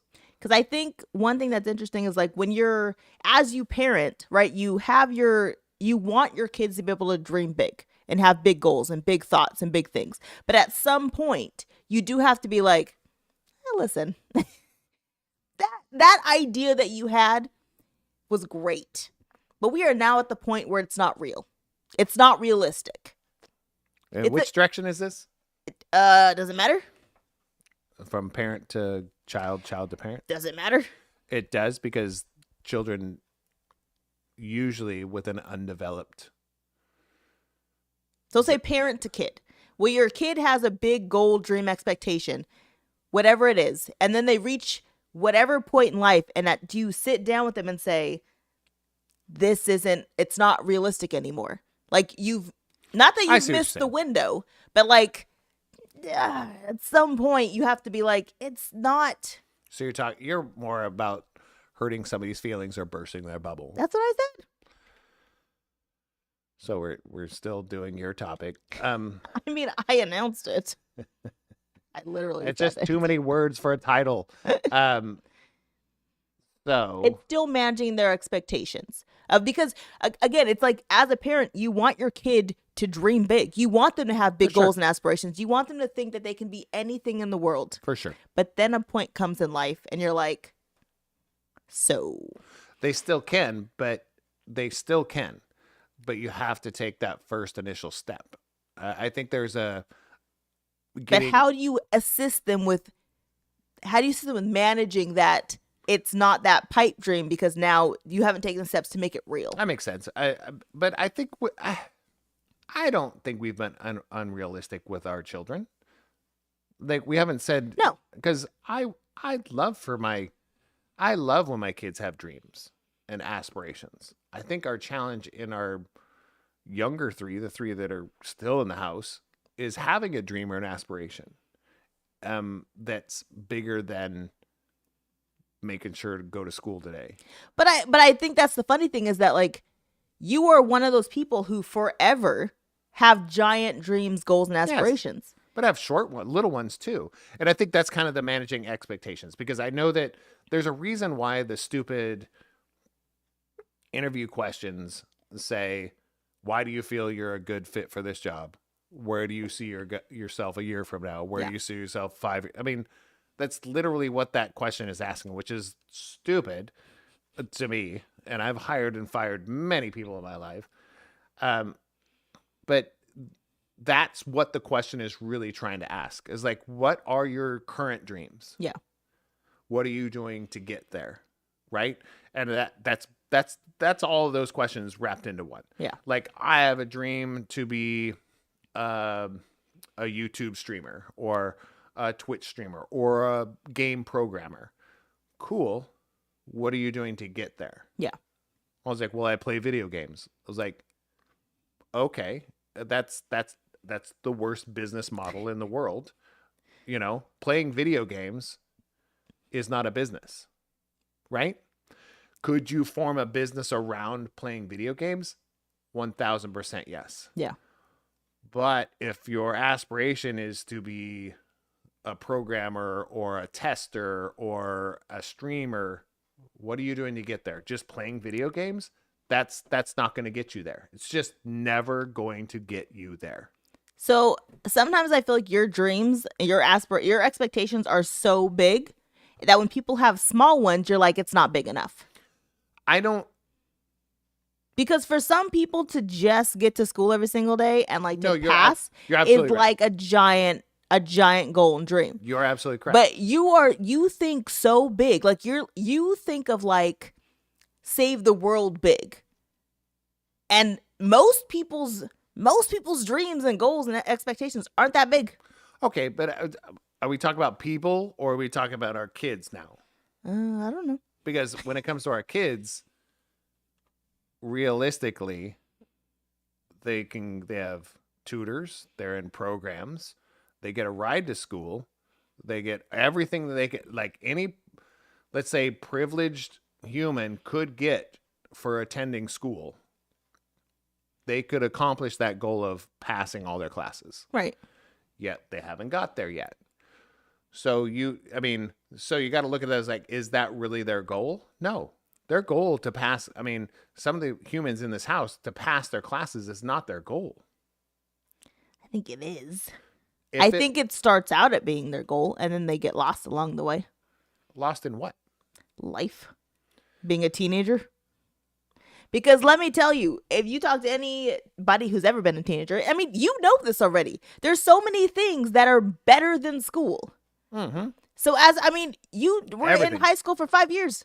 Like, you know better than most people. There's so many things that are better than going to school. That is so true. So, like, for a kid to get lost, like, I want to graduate, but you know I'd what's more rather fun? This. Going home and taking a nap. Right. Okay, so that's what I was saying. Like, unless you're going to be a professional napper. No, I'm just saying, I mean, I'm making light of a lot of things. But what I'm saying is, what are you doing to accomplish that goal? So I think there was, I mean, I don't know where the phrase come from. Maybe my dad said it at one time because he saw it on something. But it was like, what are you trying to accomplish? Right. Right? So define that. And the other one is, what are you doing to get there? Right? Yeah. And the third one would be, how is that working? Yeah. So if you can answer all those questions and all of them are thumbs up, then you're doing something to accomplish that goal. If they're not all thumbs up, you need to pivot. You need to switch. You need to do something a little different, adapt somewhere, either the goal itself, how it's going right now, or the expectation of what you're doing where it's supposed to be getting you. Yeah. I mean, it sounds simple, but it is true. You have made a successful business. You and your sister. No, I mean, it's a different level of success or whatever. You have people that work for you, right? Yeah. That can make a living by doing it. You can make a living by doing it. Rebecca can make a living by doing it. And the company is growing still consistently. Right. Right? Mine has a little bit different goals, right? How many lives can I change while I'm going there? Right. Well, we have multiple people that have testimonies and those types of things. And it's like that are really growing and becoming part of their community and getting social skills and all those types of things are in that aspect. So I feel like in that part of the success is doing well. So if it's measurable, then you can find out where you're succeeding with your managing your expectations. But if you don't have anything to measure, you're not managing those expectations. That's fair. Yeah. And I think that's where, because I started off with kids, because I was like, the only reason I mentioned kids first is because that's my biggest challenge. My biggest challenge. Everything else is way better than that. Yeah. Right? Our relationship, we manage our expectations with each other pretty decently, more than I think I've ever experienced in my life. And I'm talking about like not just a marriage, but like a partnership, a friendship. I can tell you, it's like, hey, I didn't like that. Yeah. And I'd really like to see you stop doing that. Or, hey, can you it can be passive aggressive on my end. You can be aggressive on your end. You're just aggressive, right? Which is so backwards from where we started. Yeah. But realistically, Yeah. I know what you want from me on a daily basis. I do. Doesn't mean I do it, right? And vice versa, right? I mean, you know what I want from you. Doesn't mean you do it. Right. You're like, oh, I got busy, or oh, I forgot, or I was like, and that's totally fine. But Yeah. So you at least the expectations are there. So now we have to get to the more management part. We manage them decently with communication. Yes. Now let's go up to, where do you find your biggest challenge in managing expectations? Because mine is definitely parenthood, being a dad. That's my biggest challenge. We're gonna do comments first, then I'll answer that. Bailey said she wants to be a professional napper. I mean, there's probably a thing. Like if you got hooked up to a machine, sleep right? studies. No, register for sleep studies. Yeah. That is a thing. There's a profession for everything. And then Keith said, sorry, I'm blind. As a high school teacher, it's hard to tell teens there are many paths to success. It's not one way, one finish line. Right. Yes. And I think it's but it's easier, and realistically, Keith, I love that you have that point of view, because your own children, at least my experience, because I'm a little bit aggressive when it comes to my kids. Yes. Other human beings that are of the same age appreciate what I have to say. Not everyone, but a higher number than my own kids, percentage wise. They're like, wow, that's really, I think I'm going to try and do that. Thank you so much. But we've had that conversations because they don't have to live with you every day. That is true. It's Just more like a sibling. You like your siblings, we don't have to live with them every single day. well, it's a 5-minute TED Talk instead of a 365-day a Right. week TED Talk. Right. Right. Yes. So I totally get that. But to get that perspective, I was like, I mean, most people will say there's somebody in their youth that inspired them. If the successful people, not the people that are, in prison or doing nothing, still living on their mom's couch at 40. Woot woot.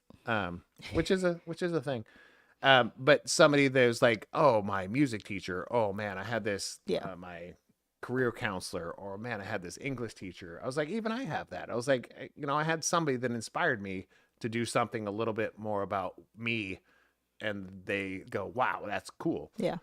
But I look at that as me. The communication with the kids are probably my biggest challenge. So yours is what? Mine is how do I say this? Being in the middle of the kids, the middle of Scooter, because communication is so challenging in this house, is I feel like I'm in the middle. So managing expectations of what the kids want from me versus what you want from me versus what I want from me is probably the most difficult thing I will ever go through in life. Yeah. Worse than childbirth. Yeah. It's Yeah. rough. Worse than a little tiny pimple in your ear. Facts. Or behind my ear this week. Yeah. But it's because everyone thinks that I'm on everyone else's side. Right. And it's like, has nothing to do with size. I'm just trying to be the calm one in the group. Like, I'm just trying to be the one that just not even keep the peace. I'm just like, why is it all crazy right now? Right. Why did you get mad about this? I don't know. Why did he get mad about this? I don't know. Why is anybody mad about anything right now when it's not that big of a deal? Of course, I can't say those words because then it's like saying you should calm down. Because you were messing with my stuff instead of just using my stuff. That's one of my triggers.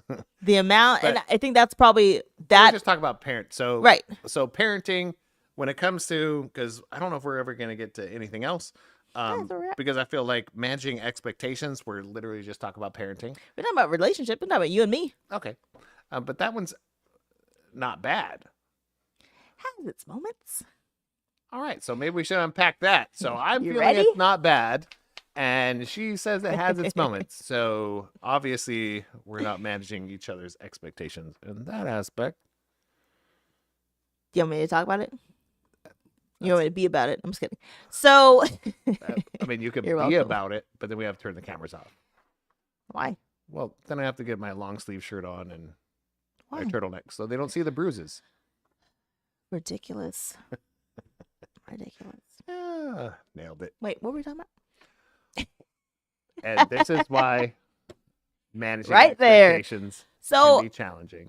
So I think one of the things, especially for us, because we're both running businesses, it's very hard to be like, I understand that that's what you want from this day, from this hour, from this moment, Mhm. but that's not what's actually going to happen. It's not realistic. I'll have a day where it's like, hey, I'm shoving 87 things I want to get done today, and you're like, it's not going to happen. Well, we're going to start from the front and see where it goes till the end. But you have told me, and I don't like it, it's not nice, that like that's not going to happen. It's not realistic for us to fit 17 things in today. It's never happened. That is not true. There's been plenty of times where I've packed the day and we've done it all. Is it exhausting? Absolutely. But has it gotten done? People Yes. got in fights. People lost things. No, I just start without everybody in the morning. I start about 7 and start my day and get it done. But we have those moments of like, sometimes we have to sit down with each other and be like, what are we doing right now? what you're saying isn't realistic. And I think it's almost harder to hear from your spouse that it's not realistic than it is from somebody else. Because you're like, I say it's a lot. B, who are you to tell me that it's not realistic? Who are you to tell me that this isn't going to work? That I can't get all this stuff done? Like, you're supposed to be the person who backs me instead of being like, oh yeah, you're right, this isn't going to happen.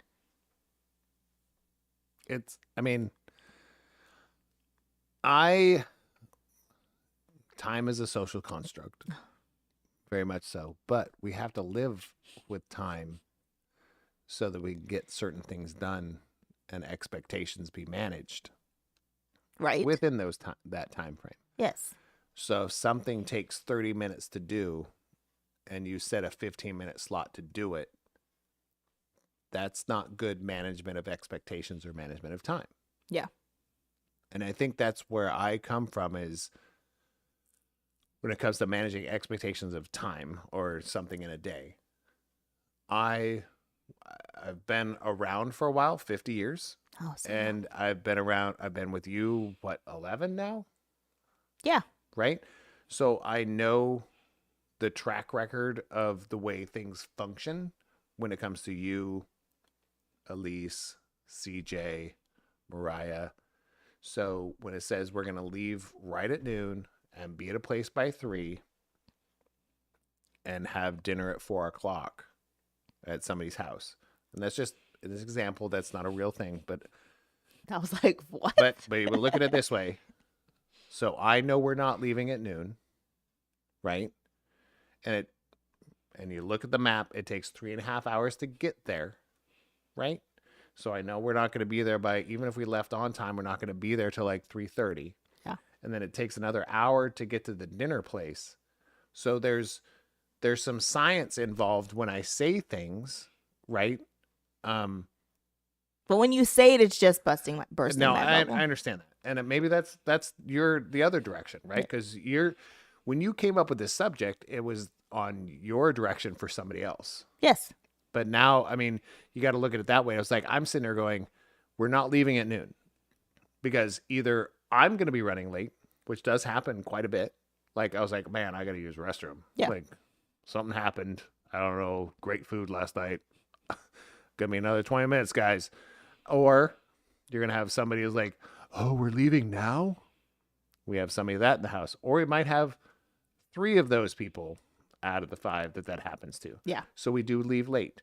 Plus, you can't fly there. You can't go 120 miles an hour to get there. I in 3 mean... hours. No, I'm just saying there's some logistics and some math involved that I'm trying to express. I agree with that. So, and that does happen, not all the time. That is true. It's not all the time. But it does happen more often than not. Right. When it's the group of us. When it's just you and me, we usually don't have a set time to be somewhere. We're going to be there when we be there. That kind of thing. Yeah. Because we know that about each other, right?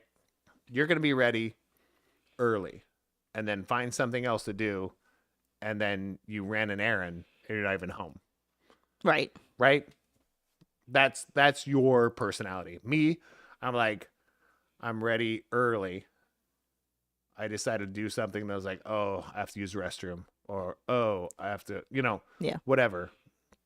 I forgot to upload something. Or it was like, it's just who we are as business people. But then we have other people sitting there doing nothing for 3 hours. And then right before we leave. And I'm just saying that's their stipulation. Is like, I don't have shoes on. I was like, what in the world is happening? So when you combine 5 people into that mix and you say we're going to leave by noon, it does not happen. You know what's crazy, though? The kids have actually gotten to be the better ones than we are. That is true. Because they're so... Because I'll start the car and I'm out. That's not why. They just don't want to hear the lecture.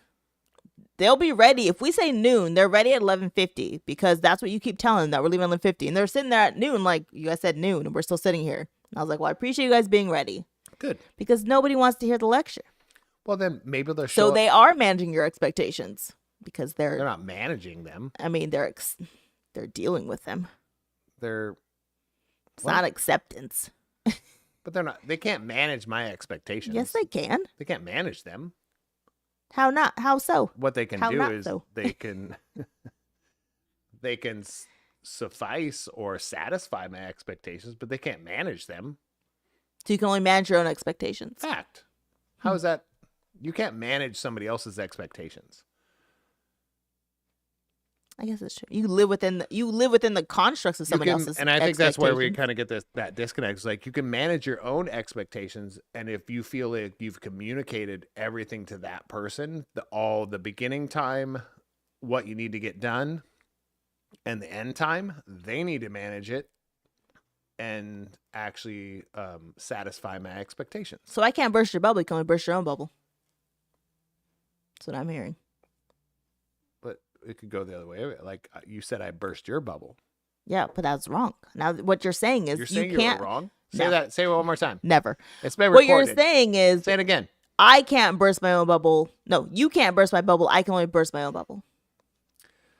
I'm saying that just for conversational sake. and I'm He also has for saying sure burst my bubble. and I'm also saying that the managing your own expectations, you can only manage your own just for conversational sake.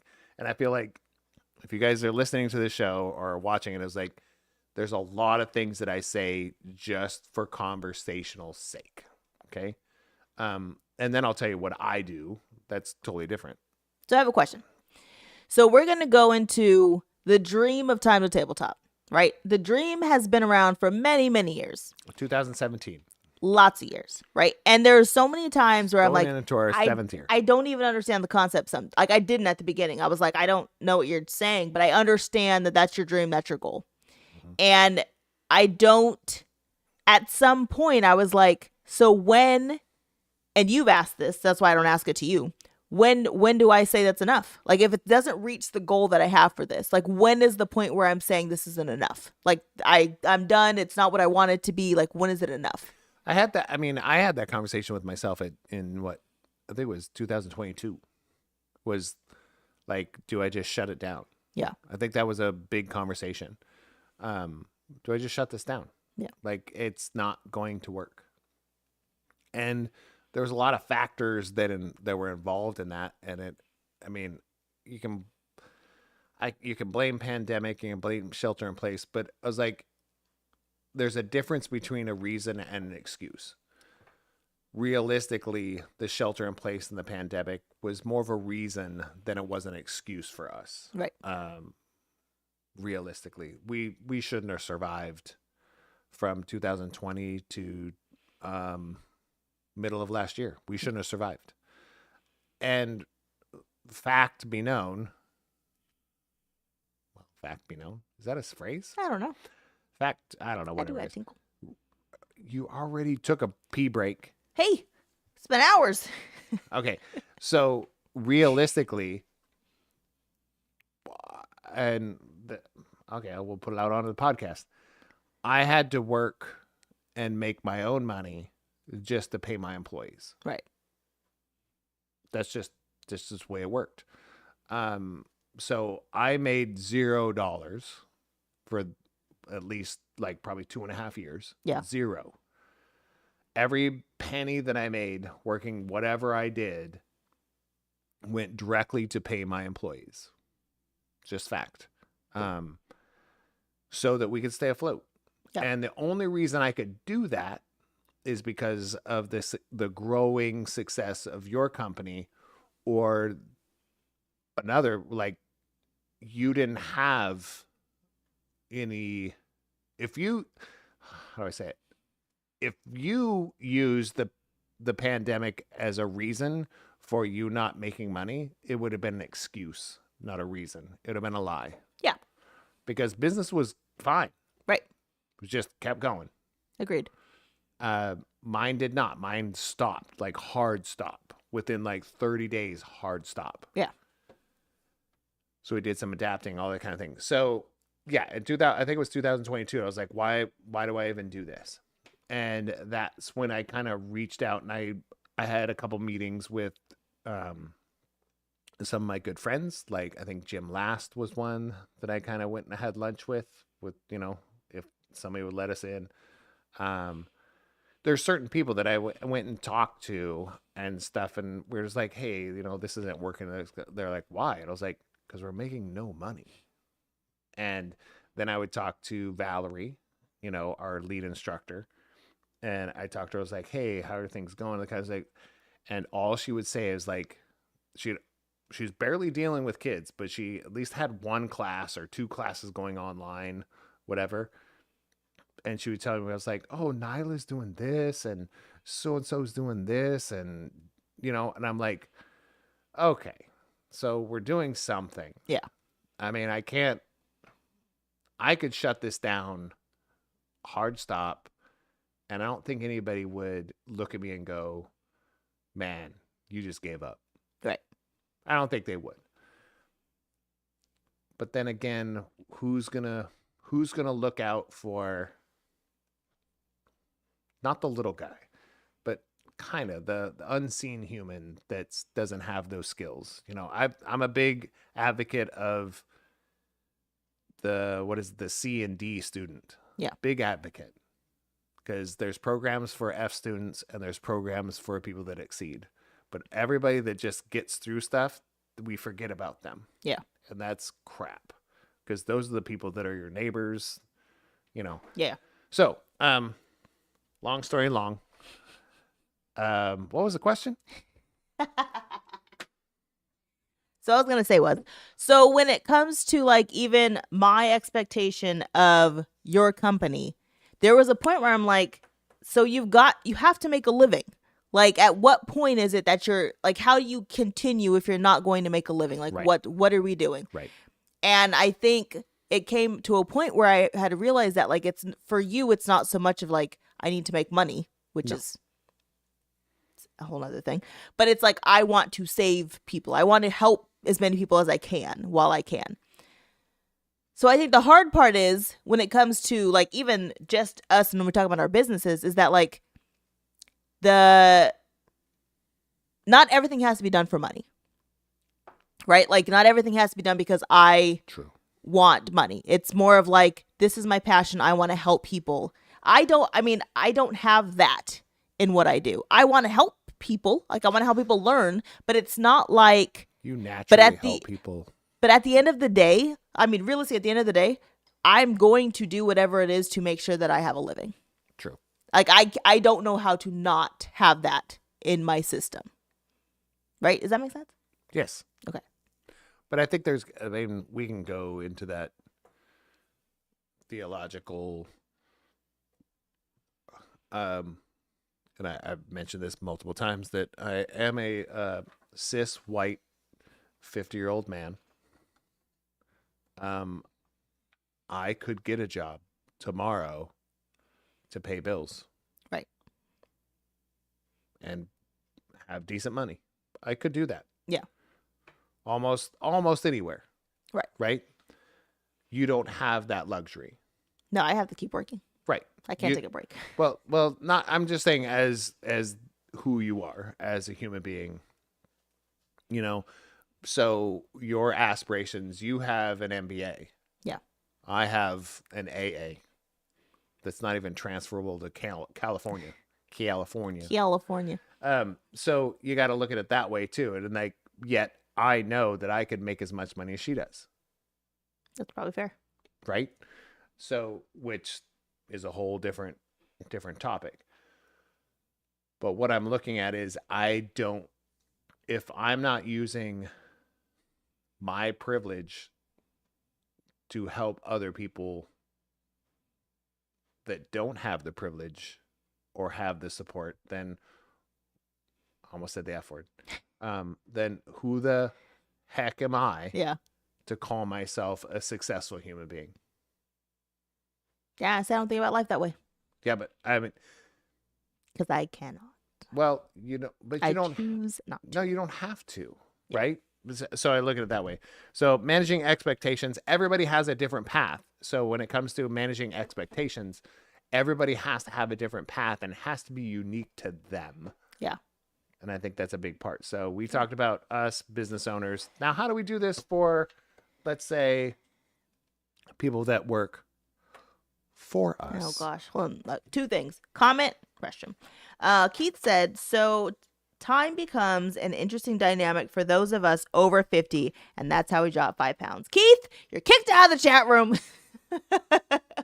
You're gone. Put the Where's my buzzer? It's loading.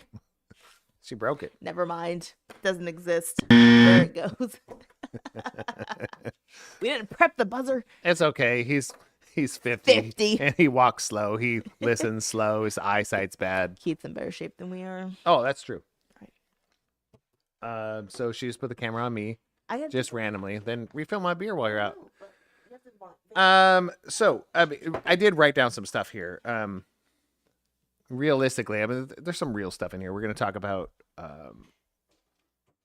like if you have employees or people that you hire to do different projects for you, or just somebody, a friend of yours. I think it's important that, like, goals, you got to have a start and a finish, right? Like if I want to, let's just look at the people in here. It's like, I want to publish a book, right? I want to write a song. So realistically, I haven't written a song because I didn't create a start or a finish. But I did want to publish a book within a certain time frame, and we did. Because we had a team, and I said, here's where we're going to start. This is what we're going to do. Here's our plan, and here's what I want to get it done by. It didn't come out by the finish date. And even when it came out, it had some mistakes in it. It had some editing issues, had some printing issues. But it got done. Okay. So I think that's where we look at it. And when it comes to projects, like any project that you're going to do in your house. So let's say you're going to ask somebody to do work for you or do something for you. I put down 3 little things that I think they're extremely important. When you talk to them, do you actually ask them and feel that they can actually achieve it? That's important because a lot of people are yes men or yes women or yes people, whatever we want to do. Because we have a lot of people that say, yeah, I totally understand and I can achieve that. But do they? And it's more of like, so please repeat back to me or write back, read to me what you wrote down in your notes. Do you remember what the start date was, the end date, and what the full project entails? Can you do that? Second one is, do they even want to do it, or do they even like doing what you're asking them to do? I think that's a big, I think it's the word caveat. Is that the right word? I don't know what you're trying to say. Is that like, I mean, you heard all the words I said before. Do they like the project that they're working on that you've asked them to do? So the big part is, if they don't, what kind of quality of work are you asking for? Garbage.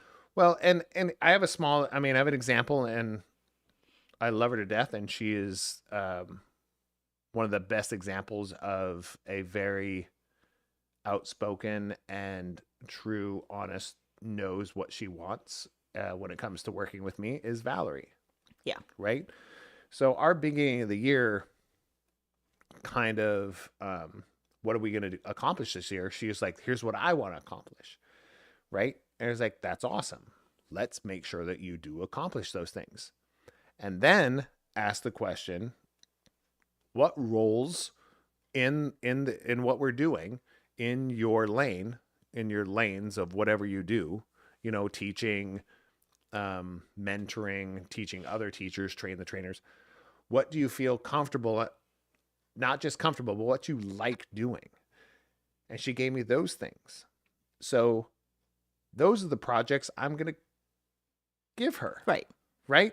Why would I give her something outside of that project to accomplish? Yeah. Now you're asking somebody to not like their job. Right. Not like what they do. So you're not going to get, and the third one here was the quality. You're not going to get the quality that you are expecting. Yeah. Because you want this quality up here, but you're asking somebody that doesn't give a flying whatever. Dumbo. Flying, well, okay. Flabbergasted philanthropic pterodactyl. Yeah. That's not a thing.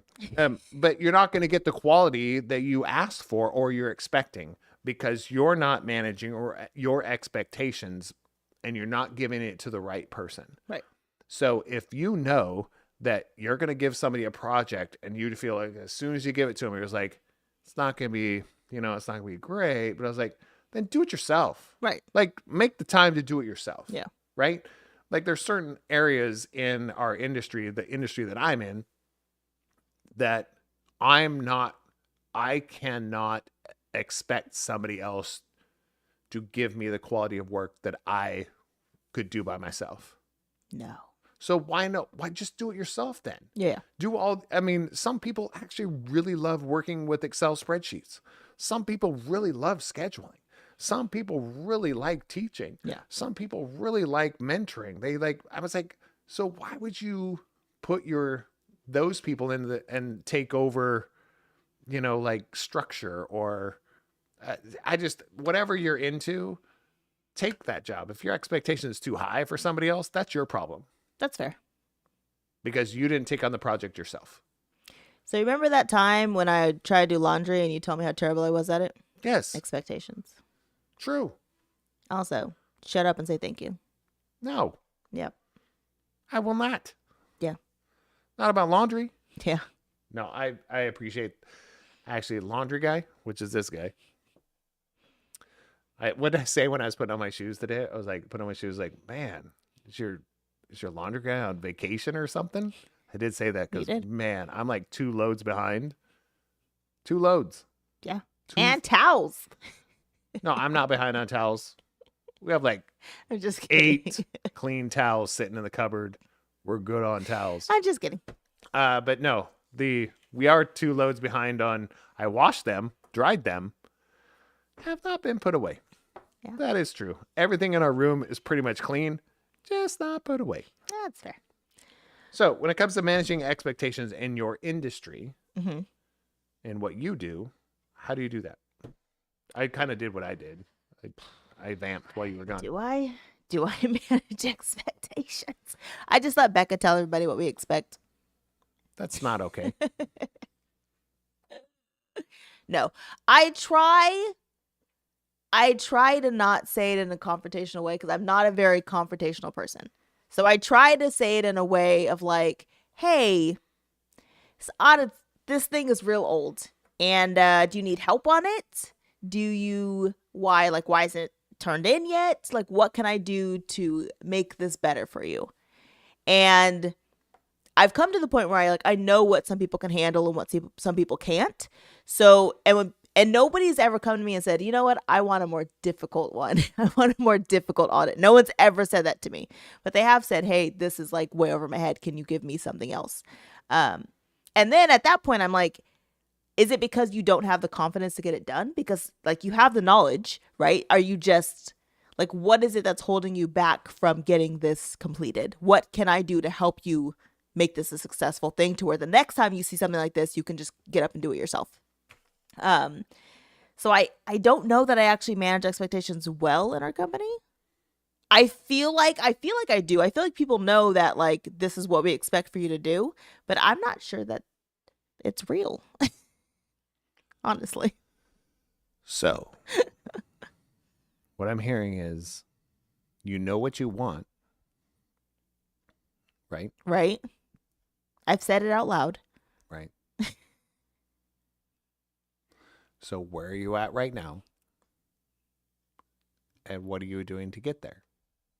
You're talking about me personally. No, I mean, the challenge, because I have these same challenges. It's kind of, I'm okay with confrontation. Yes. I think confrontation is healthy because confrontation does not mean conflict. Right. Right? And conflict is decently healthy also to a point. It can be. If it's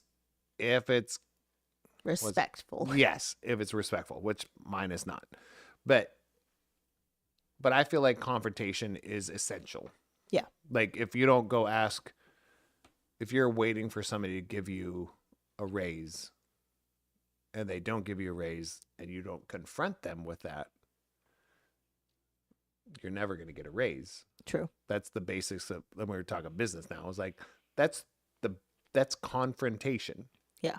Confronting something, right? So when you set an expectation for somebody, are you setting an actual expectation, or are you just thinking they know what you want? No, because I say it out loud. So to Right. me, I'm like, if I tell you what I want from you, that to me is setting an expectation. I think the part that I get lost in is I don't always hold everyone accountable to my expectations. And I think that's a challenge. Yeah. And I think that's In life and business. that's everybody's challenge. Yeah. Realistically, I was like, I hold people accountable too much, Yes. no slack. Right. And yeah, I heard you. Agreed. Thanks for Yes. putting Who's with me? bam. 100. Whoopah. Okay. But you don't hold people accountable enough. That's true. Okay. So with us too, there's got to be a balance. And I was like, but we don't work for the same company. Right. Okay. So company wise, my accountability is great. Right. Like if somebody owes me money, they know it. If I owe somebody money, I find a way to pay it. Yeah. Like even if I have to even the tough times, we're talking 2021, I was like, I'll ask you to lend me money or I'll take it in my personal funds. It's like, if I owe somebody money, business wise, I got to pay it. Right. Personal wise is like, bro, I was like, you know me. Yeah. I'll do the best I can. But business wise, could you imagine your company owing somebody money and not paying it? No. Okay. So what's the difference? I don't know. Okay. Can I read a comment that makes me feel better? Bailey said. This is somebody, what are your employees or somebody that works with Bailey you? said. Whatever. But I think you asking how to help because it needs to get done is managing expectations. I feel like that is my way of managing them. Like, hey, how can I help you get this done? Okay. But what would it But be? versus you saying this has to get turned in on this date or this is going to happen. But isn't that something you require of the people that you work with, like, or doing the work for? Yes. Okay, so why is that not the same expectation? If you have that same expectation of the client that you're trying to do the job for, Right. but the person that's doing the work, you don't have the same expectation. So isn't that like a delusion? Like, It's not a delusion. We're just taking the brunt of the force. right, For- which is totally fine. But I look at it this way. It's like, I say, and this is what I was like, let's say I have a deadline of January 20th, right? Yeah. And the deadline is now January 21st. So the beginning of the conversation is, hey, so we agreed upon January 20th as the date that this was going to be completed. It's now January 21st. What's your plan? Yeah. I don't do that. No, I'm just saying, I mean, I give people a little bit of leeway. I was like, yeah, it's only a day, but you got to look as like, if you talk about the fact that you need to survive and make money and do all those type of things. Right. Isn't that the same thing? Because if somebody doesn't complete something on January 20th, so you don't get paid till like February 15th. Right. Isn't rent due February 1st? That's fair. Yeah. Okay. So the person you asked to get something done doesn't get it done. Now you don't get paid. They don't get paid. Right. How you paying rent? That's true. No, I was like, logistically wise, Yeah. that's important. So holding people accountable, I was like, and it's not yes, there's exceptions to every single rule. But if I have an invoice, because right now I'll be very realistic. We have classes starting in 11 days. Yeah. 11 days. And we're talking about a contract that they owe us thousands of dollars right now. Right. Before we start. And it's starting in 11 days. Yeah. I've gotten all my paperwork done a month and a half ago. You don't think that Monday, like literally in 3 days, they're hearing from me, phone calls, all this stuff is like, I can't pay my people if you don't pay me. Right. Yet you want them to show up and do the work, yet I haven't gotten paid. Yeah. I can't do that. That's where I live, right? Yeah. And you don't live there. No. For some reason. I don't know why. Because there's an in between. There's a balance, right? Yeah. Right? I mean, realistically, it's because if like my people don't turn in work, then there's nothing for me to, I don't have to pay them because they haven't done anything yet. Mm-hmm. Right. So it's like, it's not like they're preventing me from they're not preventing me from paying them because they haven't done anything yet. But you could lose a contract. I could lose a contract, Yeah. and then we would drop everybody. Because there's you no have, choice. well, but you have an understanding with the person you're working with, and you gave them Right. a certain things like, hey, we're going to do this amount of stuff. And they're like, awesome. That's why we hired you. Right. Here's the money. Yeah. So here's the money. And then you hire people to do it and they don't do it. Now they don't get it. They're like, Yeah. hey, I don't need to do that. So 2 comments too.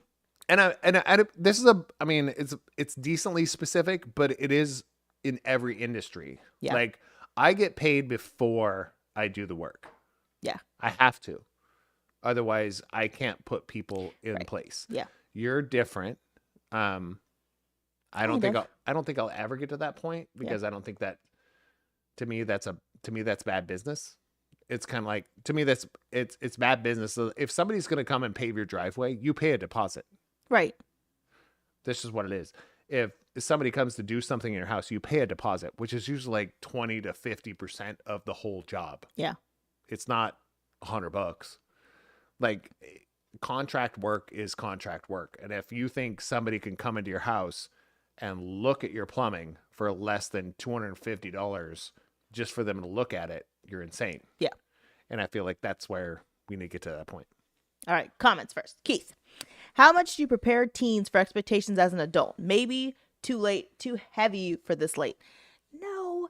So again, maybe we're 2 different people. tell me what you mean. What you can talk. I got to pee now. Oh, how funny. Okay. It's not funny. So I feel like we've had many of conversations with our kids and about what it's like to be an adult and what to expect, and like brutally honest conversations and things that we've been through and lives that we've lived and how they have to survive. Honestly, like the littlest things about like even telling CJ like you can't walk too close behind somebody because of these reasons. Like it's happened around here. It's a thing. It's whatever. So we do have conversations with our kids, and we've been probably doing it since they were like 12, about what it's like to be an adult in this area, what it's like to be an adult outside of California, what it's like to have credit, what it means to have good credit, how it is to pay bills, like what it means to save. So we've been having conversations since they were like literally 12 years old about what it's like to be an adult and what it actually means.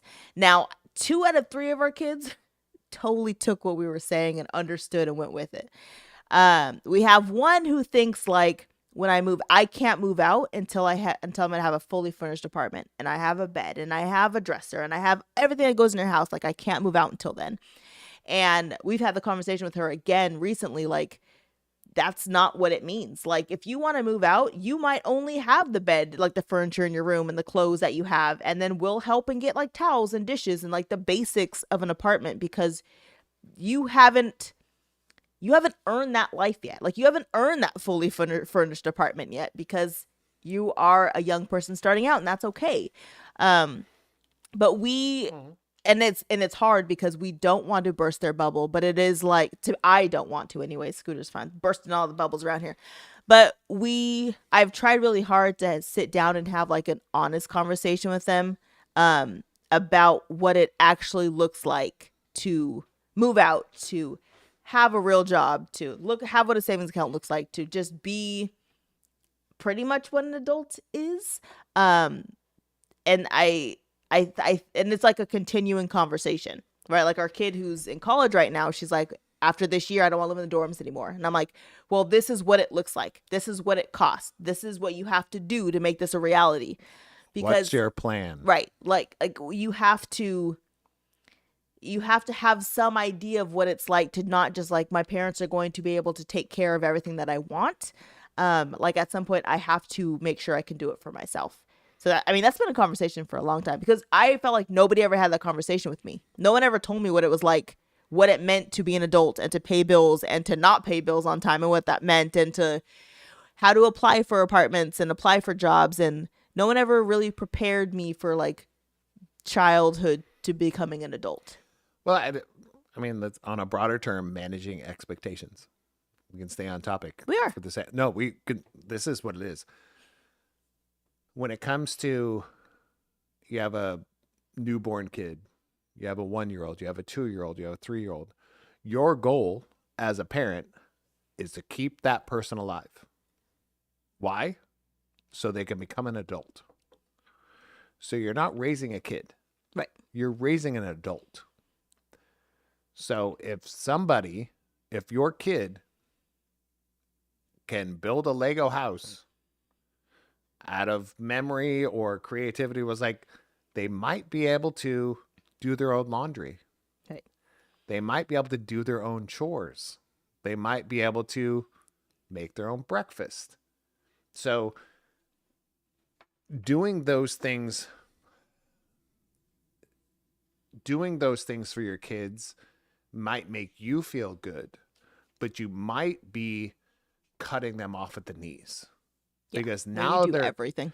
Now they're 18, 19, 20, and there's like, go be free. And they go, I don't know how to do anything. Right. So when he says teenagers, I think that's where I was like, how much do you prepare teens for expectations as an adult? I did it at like 5, 6 years old. Like, I said like 12. But I understand. It was like, if you can pick up a controller in this day and age, yeah. And I probably said this before, if you can pick up a controller, figure out the menus, get into your Xbox, PlayStation, Switch, whatever, and you can figure out how to create a character, log in, do everything to set up a battle thing, and then contact your cousins or contact your brother or contact friends and line them up, you can probably do your own laundry. Right. Or even start the dishwasher. Or run, even if it's poorly. Right. Put away the dishes. Yeah. You can start doing something that's a little bit more to where you contribute to the household process. Right. You can take out the trash at that point. Yeah. If you're you grow up, there are so many people that was like, oh man, I've been a mom, and I was like, I'm so exhausted. I was like, why?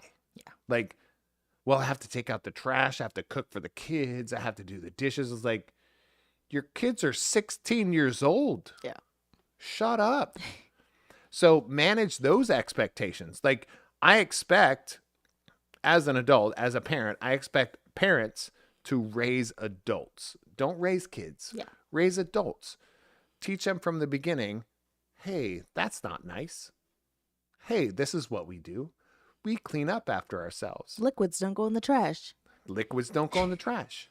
I mean, somebody is almost 40 years old and can't figure that one out. No one told me. Oh, I'd love to blame your parents, but I don't want to, because you could try. I love and respect your parents. So let's be very honest. So I will not do that. But I was managing expectations on that. So you're raising adults because your job is to keep them alive and they're young, right? And then to let them explore, learn, and become an adult. Yeah, that's your job. Yeah, that's your only job. You have another comment? One more comment. Because when you say that says Bailey to me. Say what? When you say, is there anything else I can help with? I'm always like, oh shoot, you're right, I messed up. Like, it's obvious I fall short, but it's a nice way to hear that I didn't meet expectations. Right. See? No. But she's saying I do say it, just in a nice way. Yes. Thanks, Bailey. There's, and I might be very, very, very, very, very biased, but there are certain human beings that are self-motivated, Yes. that do listen to constructive criticism. They do see and hear what you're saying instead of hearing what they want to hear. Yeah. Right? And I thank you, Bailey, for saying this, because you are, yeah, it's my baby girl. So you are one of the chosen humans that listens to what other people are actually saying. You're an exception to the rule. Realistically, like, most people don't do that. They don't listen before they react. Yeah. They don't hear what the person's saying. They just hear how it makes them feel. Yeah. And then react that way. So when you're asking somebody to do something, or somebody's asking somebody like Bailey to do something, they're like, shoot, I should have done it that way. Yeah. Other people, when you're explaining it to them, they have an excuse or a reason for them to do it their own way, or they're only hearing what they feel from what you're saying instead of what they're actually saying. Yeah. Just, it's been my experience with a lot of human beings. Yeah. I like it. Bailey said, I'm so sensitive, so it's nice. I am also sensitive. Right. Yeah. Here's the thing, so I cry all the time. Like once a decade. I think I'm more on the, I know this is off topic, but I am more on the what is wrong with you side. Like, I don't get offended very often, and like, man, you just made me cry. I'm more like, so I'm gonna fight you now. Is that what you're saying? Like, legitimately. Becca said, me too, but no one would call me sensitive. Nobody would ever call Becca sensitive, even though she's the biggest crier in our family. I would. Literally the biggest crier. Rebecca, I've known you long enough. She's I know so you're sensitive. I've known you long enough. We've had too many tequila nights. Too much pain in the decade that we've known each other.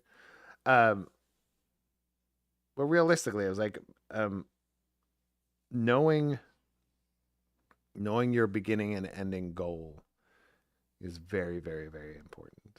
Yeah. You know, and you're saying you're sensitive. You are. I am. But you're more sensitive to other people's feelings, and you swallow your own first. That's fair.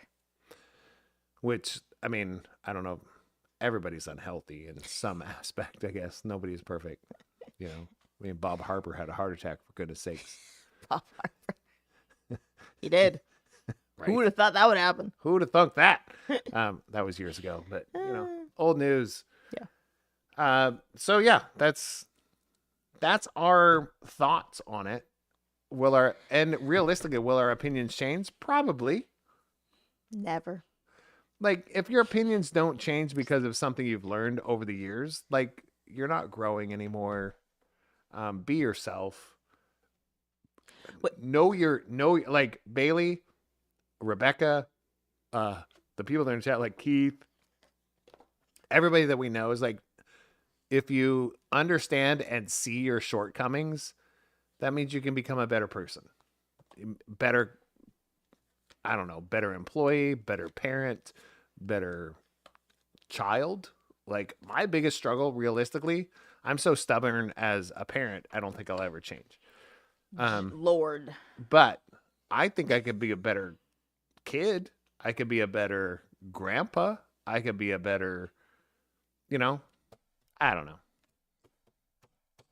She's doing something. So I know it's late. We're gonna do one round of quick sparks and one more shot, and then that will be it. So keep talking while I find a good question. And there's so many cool things going to happen this month, and they're just going to be released. They're just going to happen. we are looking at doing some giveaways this month. Ooh. We're also always doing the giveaway of our questions. Bailey and Ryan are wearing the prizes from that. What is the bartender's name at the Westin that gave us free drinks? That is our question that's been going on for 3 weeks. And you know what? We're doing it just for fun because we're going to give you stuff that promotes our show. Let's be real. But we are getting to the point where we might be giving away stuff from our sponsors. So do look out for that. I do feel in the future, no matter how it works out, we're going to be giving away some Rabble Games stuff. Rebecca's stupid. Rebecca said, Greg, Paul, Peter, Samson.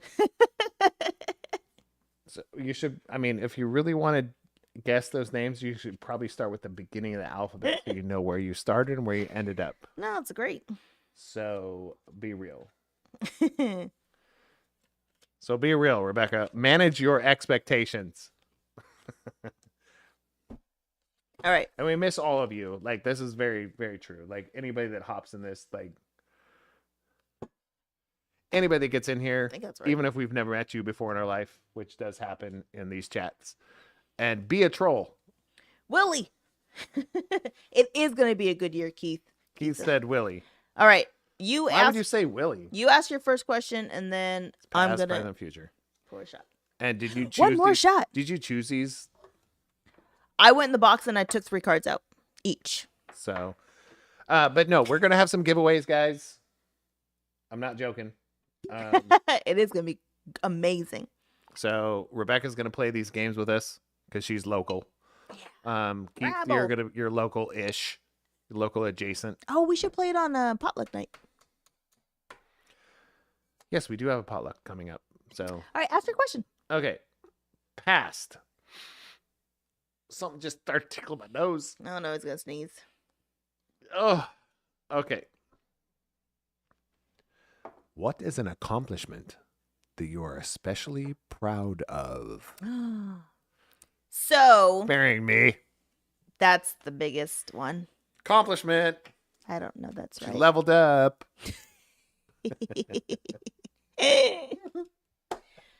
Sure. So I would say my biggest one to date, other than like raising humans who are still doing okay in life, obviously, Including me. Scooter, is I always told myself I would have a master's for the sole purpose of I never wanted to be without a job.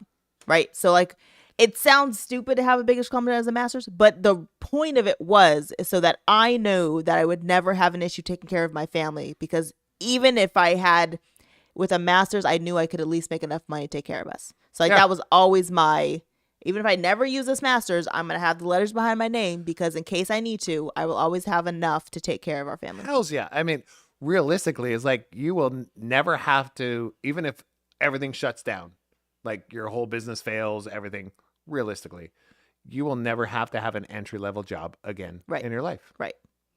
That was the goal. Yeah. That's the truth. Becca said, but how you tamed it was an accomplishment as well. I mean, that's fair. She got it in 2017. Yeah. Like, we're talking about living. Wait, you lived in Fresno. Yes. You were going to school online and work online, I think at that time. And in person. Yeah. And working in Sacramento. Yeah. I think I worked in Stockton actually at the time. Oh, lived in Stockton. Sacramento. Yeah. You lived in Fresno. Well, remember it was the back and forth thing. Yeah. Well, I only lived in Fresno on the weekends, which was terrible, but we did that. All I'm saying is, like, anyways, it was a lot. When it comes to like the challenges of our current human beings in the house, like they don't know what a challenge is. Yeah. Like, and I hope that they don't have to know what that's like. That's the whole point. Right. But don't forget where you came from. Right. Right? Yeah. Be a little bit better than the last generation. Oh my God. I am proud of my MBA, dang it. And how I got it. I'm proud of it. I was like, man, that was the coolest. I was going to say, and every person around me, you, Becca, my mom, my siblings, everyone who watched the kids and like made dinner and took me out when I was wanting to give up. Like everybody who was there for me, for when my bosses who like were my proctors while I was at work, like everybody. It was great. It was crazy. I enjoyed that time, to be honest. It was insane. Keith said, sorry, I have to live in Fresno. So I'm from Madera, so it's actually worse. Fresno was the upgrade. And we do have some. John still lives in Fresno. Yeah, it is Fresno. I'll say Clovis, but it's not. It's Fresno. That's better. Yeah. It's a whiter version of Fresno. That's why people say it's better. Slunch it up. Like I said, born and raised in Madtown. Whoop, whoop. Salud. Mm-mm. All right. We can still get $2 shots at the Veterans Hall on Saturday. Yeah, and you could go up there and dance all night to house Karaoke. music on carpet. And look at you, pizza. Oh, sorry. Last thing. Did you know Madera just got an In-N-Out? Like, I was just thinking, when I lived there was like a movie theater, a Taco Bell, a Burger King, and like 2 grocery stores. And that was like it. The amount of stores that are in Madera right now is bananas. I'm so jealous. Just got an In-N-Out. They just got an In-N-Out. Just read up on In-N-Out and who owns them, and then you'll understand why it just happened this year. Jealous is all I'm saying. There's a lot more to that. And a skating rink. Okay. Past. What is the most outrageous thing you have ever eaten? Oh, eaten? Yep. Probably Rocky Mountain oysters. Oh, was it? It has to be food? It doesn't say food. I don't want to know what the answer is. What is? Oh. Is it gross? Well, yeah. I didn't Oh. do it on purpose. Okay, continue. The grossest? Is it grossest? Was Yes. that the word? What is the outrageous? Most outrageous. Oh. A salt lick. I've done that. Like a whole one? No, but I was like, I've eaten a cigarette. Ew. Outrageous, but does that mean like I don't know if it means like weird or? I think if someone said, they'd say ew. So let's go grossest. I think I mean, the cigarette's disgusting. Yeah, I think that was a cigarette like in the bottle of a Corona. What? It's just getting worse. Probably, Oh, right. Like, it was. Nobody wants to know the backstory? Like, I was partying in Red Lodge, Montana. Oh, big ski town. Explains enough. Huge ski town. Like, people from all over the world, come over there during the winter to go to the Red Rose Mountain to go skiing. And it was a hotel with a bunch of people from France. I went up there. I don't know how I even got invited. I don't care. I was probably 16 and went up there and we're doing, drinking, smoking weed, doing whatever. And I was like, oh, whatever I was smoking, I was like, oh, I need a drink. So I grabbed a bottle, and it's where everybody was putting their cigarette butts in it. That's disgusting. So I think that was probably the most outrageous. Why didn't you spit it out? I was thirsty. So gross. So, Ugh. I mean, yes, was it indulging? Is that what? Not indulging. Exaggerating the thing. Yeah. I was like, I probably spit it out. But yeah, there was beer. But not if you're drunk and high. You probably there didn't was- swallow it. But I do remember that. It's gross. That's just one of the moments of the outrageous things that I've consumed. That's one that I remember. Right. That's what I was going to So. say. And Keith said, I feel we saw a picture of that at your 50th party, Scooter. A picture of what? I don't know. No, Whatever but you there just was said. no Being photographs there. outrageous. That's not true. I have pictures. Mm-mm. They're blurry, though, because all the lights are like, choo, choo, choo, choo. Anyways. All right, what's your next one? Present, because that's how this game is played. We're gonna Wait, play Bailey this. said she ate dog food on a dare. Oh, I don't know if that's outrageous. I feel like we've I all think eaten dog food. I've done that. Dog food's decently bland. Cat food is saltier, has more stuff in it. I've never eaten cat food. I've eaten both. That's not surprising, actually. You ate a So- cigarette. You know what, Bailey? Good for you. Get out there. Do your thing. Be adventurous. Seriously. Like, if you're not living, I mean, at this point, though, you get the dog food that sits in the fridge. It's like, what's the difference between their food and our food? it's probably better. It's probably better than baked beans. Becca said, who needs a dare when you're 5? Right? Oh, gosh. All right, you ready? But seriously. Present. Okay. Present. Present. Yes. Present.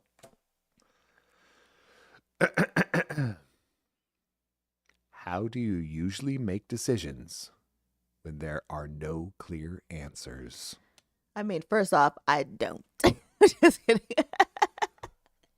I think she just answered this question. No. No. I hate making decisions, number one. It's Fact. like my what's it called? Not my super strength. Nemesis. My nemesis is making decisions. I'm terrible. It's your bane. I make good decisions when I make them, but I don't like making decisions. So if there's like no clear answer, I sit on it for like Too long. a year. And then I make a decision. But realistically, it's kind of a balance of like, if I had the conversation with my mom, my dad, and my Aunt Deborah and my Uncle Britt, where would I end up after that conversation? And then that's what I would do. So you pull in your mentors, Yeah. like your. If I had because I can't always have the conversation, obviously, with them. So I'm like, if I had the conversation with them, where would I end up? Like, what would they tell me to do? What would they do? Yeah. Yeah, that makes sense. Not what would they do, because they don't always do what they would tell me. No, But what would that's they true. tell me to do? That is very true. That's how I make most of my decisions. And then I call Becca, I text Valerie, I text Erlia, I ask Scooter, I ask my siblings, and then I'm like, And then she does something that Then I take a none nap. of us said, eat a fruit snack, and then do something and they do nothing. for like 2 days, and then I do 2 something. years. Depends on what it is. So here's my opinion. Okay. The way Sarah makes decisions is it's kind of like an open wound. I don't like this. She just lets it hang out there. It's like, it's an open wound. We'll see what happens. Oh, now it's infected. Now it's got pus everywhere. Oh, we have to chop off an arm. We gonna make a decision? No. Do you want to go to In-N-Out? That is not true. I'm not that bad. I am bad. When it but I'm comes to not- certain things, it's not bad. No. But I would just say that there are certain things that you. Purchases take me longer to Yes. decide.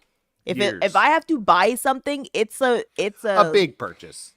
I mean, The small ones are not so bad. weights. It could be a year Well, before I decide on these weights. anything over like $20. $20.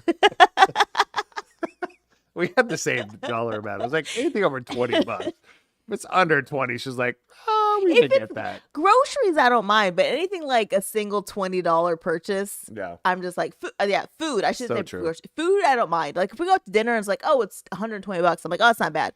But if you're like, hey, you should go buy this for yourself for $120, I'm like, listen, let's calm down here. Are you sure we need this thing? There's a big difference. Like hers is 20, mine's like 200. Right. If it's under 200, it's like it's only 190.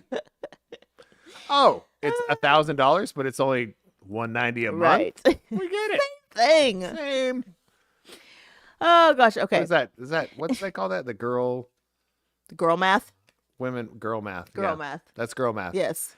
If You have if girl math. If it's $2,000, but it's only $190 a month, Right. To you, it's only $190. right.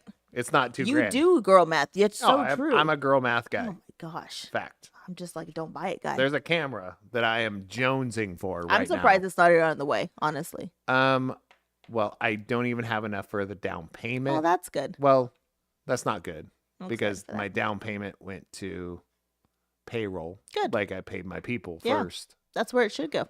I agree. How So this works. no, but and if Ryan is even part of it, he knows what camera it is. We all know. We had a conversation. I mean, I don't get it, but I know what it is. It was released like yesterday. I'm so excited. You guys are going to be excited too because you're going to see these cards In in 2 real years. life in like 4K. Okay, you ready? It's going to be dope. When you travel, what types of experiences do you prioritize having? When I travel, Yes. what What types experiences? of experiences do you Types? prioritize? Yes. When I travel, I know it sounds broad, but local ones. Like when I travel, like if I go, let's say I go to New Orleans, which I'm not invited to next year. This year. It's in or May. this year. It's gonna be May. But not May. It's gonna be them. So stupid. So if I was gonna go to New Orleans, like Nolans. I don't think you say it that way. You do. No, look it up. People hate when you say that. I was researching it. You know how my rabbit holes On that go. trip you can't go on. Continue. Probably what the local historical, like who's lived there like 100 years, like a family that's been there generations. Yeah. Probably what they go do. That's kind of my thing. You know what I've been following all these like groups for New Orleans for a trip, and what people have been saying, they're like, I wish you guys would stop saying what do non-tourists do. They're like, we want to go every place you guys are going because we live here. We want to go to the Michelin star restaurants. We want to go on the cruises. We want to go on the boat tours. We do all this stuff because we live here. So you guys stop saying which non-touristy bars you go to. Just we say, go to all of them. Yeah, but which one do you go to the most? Yeah. I think that's where I come from. Is like, if you're from New Orleans, like when you get off of work and you go to the local restaurant or you go to a local pub, not minus franchises. Right. No franchises. Where do you go? Yeah. Like, do you go to Jimmy's bar? Or do you Probably go... not where we're staying. No, that's where I want to go. Like, because I don't want to go to a place, and I mean, it was only because it was the only place that was open. Like, we went to Edinburgh, Scotland, and the first place we ate was Five Guys. That was the only place open. But it was the only place that was open. But you know who's there? Locals. I mean, drunk locals. That was the only people who were there. True. Drunk locals than But us. the next 6 days, we went to places that were not touristy. Yeah. Some of them were. But a lot of places, like, this is a place that is... But the funny thing is, Five Guys wasn't touristy. No. It was the least tourist. I mean, it was one of the least touristy places. Everybody everybody was local. had a Scottish accent. And fact. drunk because it was hecka late and they needed fries. And we're there during was the Fringe. festival? Fringe Yeah. Festival. But I think that's when I'm traveling, and I was like, I don't care where I go. It's like, I want to go where the person that worked today has their work stuff on and they go have a drink. Yeah. That's it. You know what I thought would be genius? So, like, me and Valerie, right, we're basically going to New Orleans by ourselves. And I thought, wouldn't it be so great to be like, hey, I wish there was like a line you could text and say, hey, we're about to get drunk today, and somebody should walk us back to our hotel to make sure we're safe. Like a certified person, not just like some random person. Wouldn't that be great, though? Like when you're in Vegas or like one of the party towns and you're like, hey, there's a group of us and nobody wants to be like, I'm going to make sure we all get back safe, like the mother hen. So if somebody could just walk us back to our hotel room, that'd be great. I think, do you know, it'd be a great service for that. I was like, that's genius, actually. But it would have to be a security service. Yeah, I agree. Like somebody who's, I mean, you're not going to have somebody that's 350 pounds that can barely walk. Right. Or 120 pounds. Right. And a female is like, oh my God. Carl's offended. Carl's not 120. But what I'm saying is, like, I said 120 pounds and doesn't know, you know. Because that's the start of a True Crimes episode. Yes. And I mean, we'll go viral. We'll still make the $1 million. I'm saying like a service, though, not like a random person. Like you don't ask some random person on the street, like, hey, make sure we get home safe. I'll give you $20.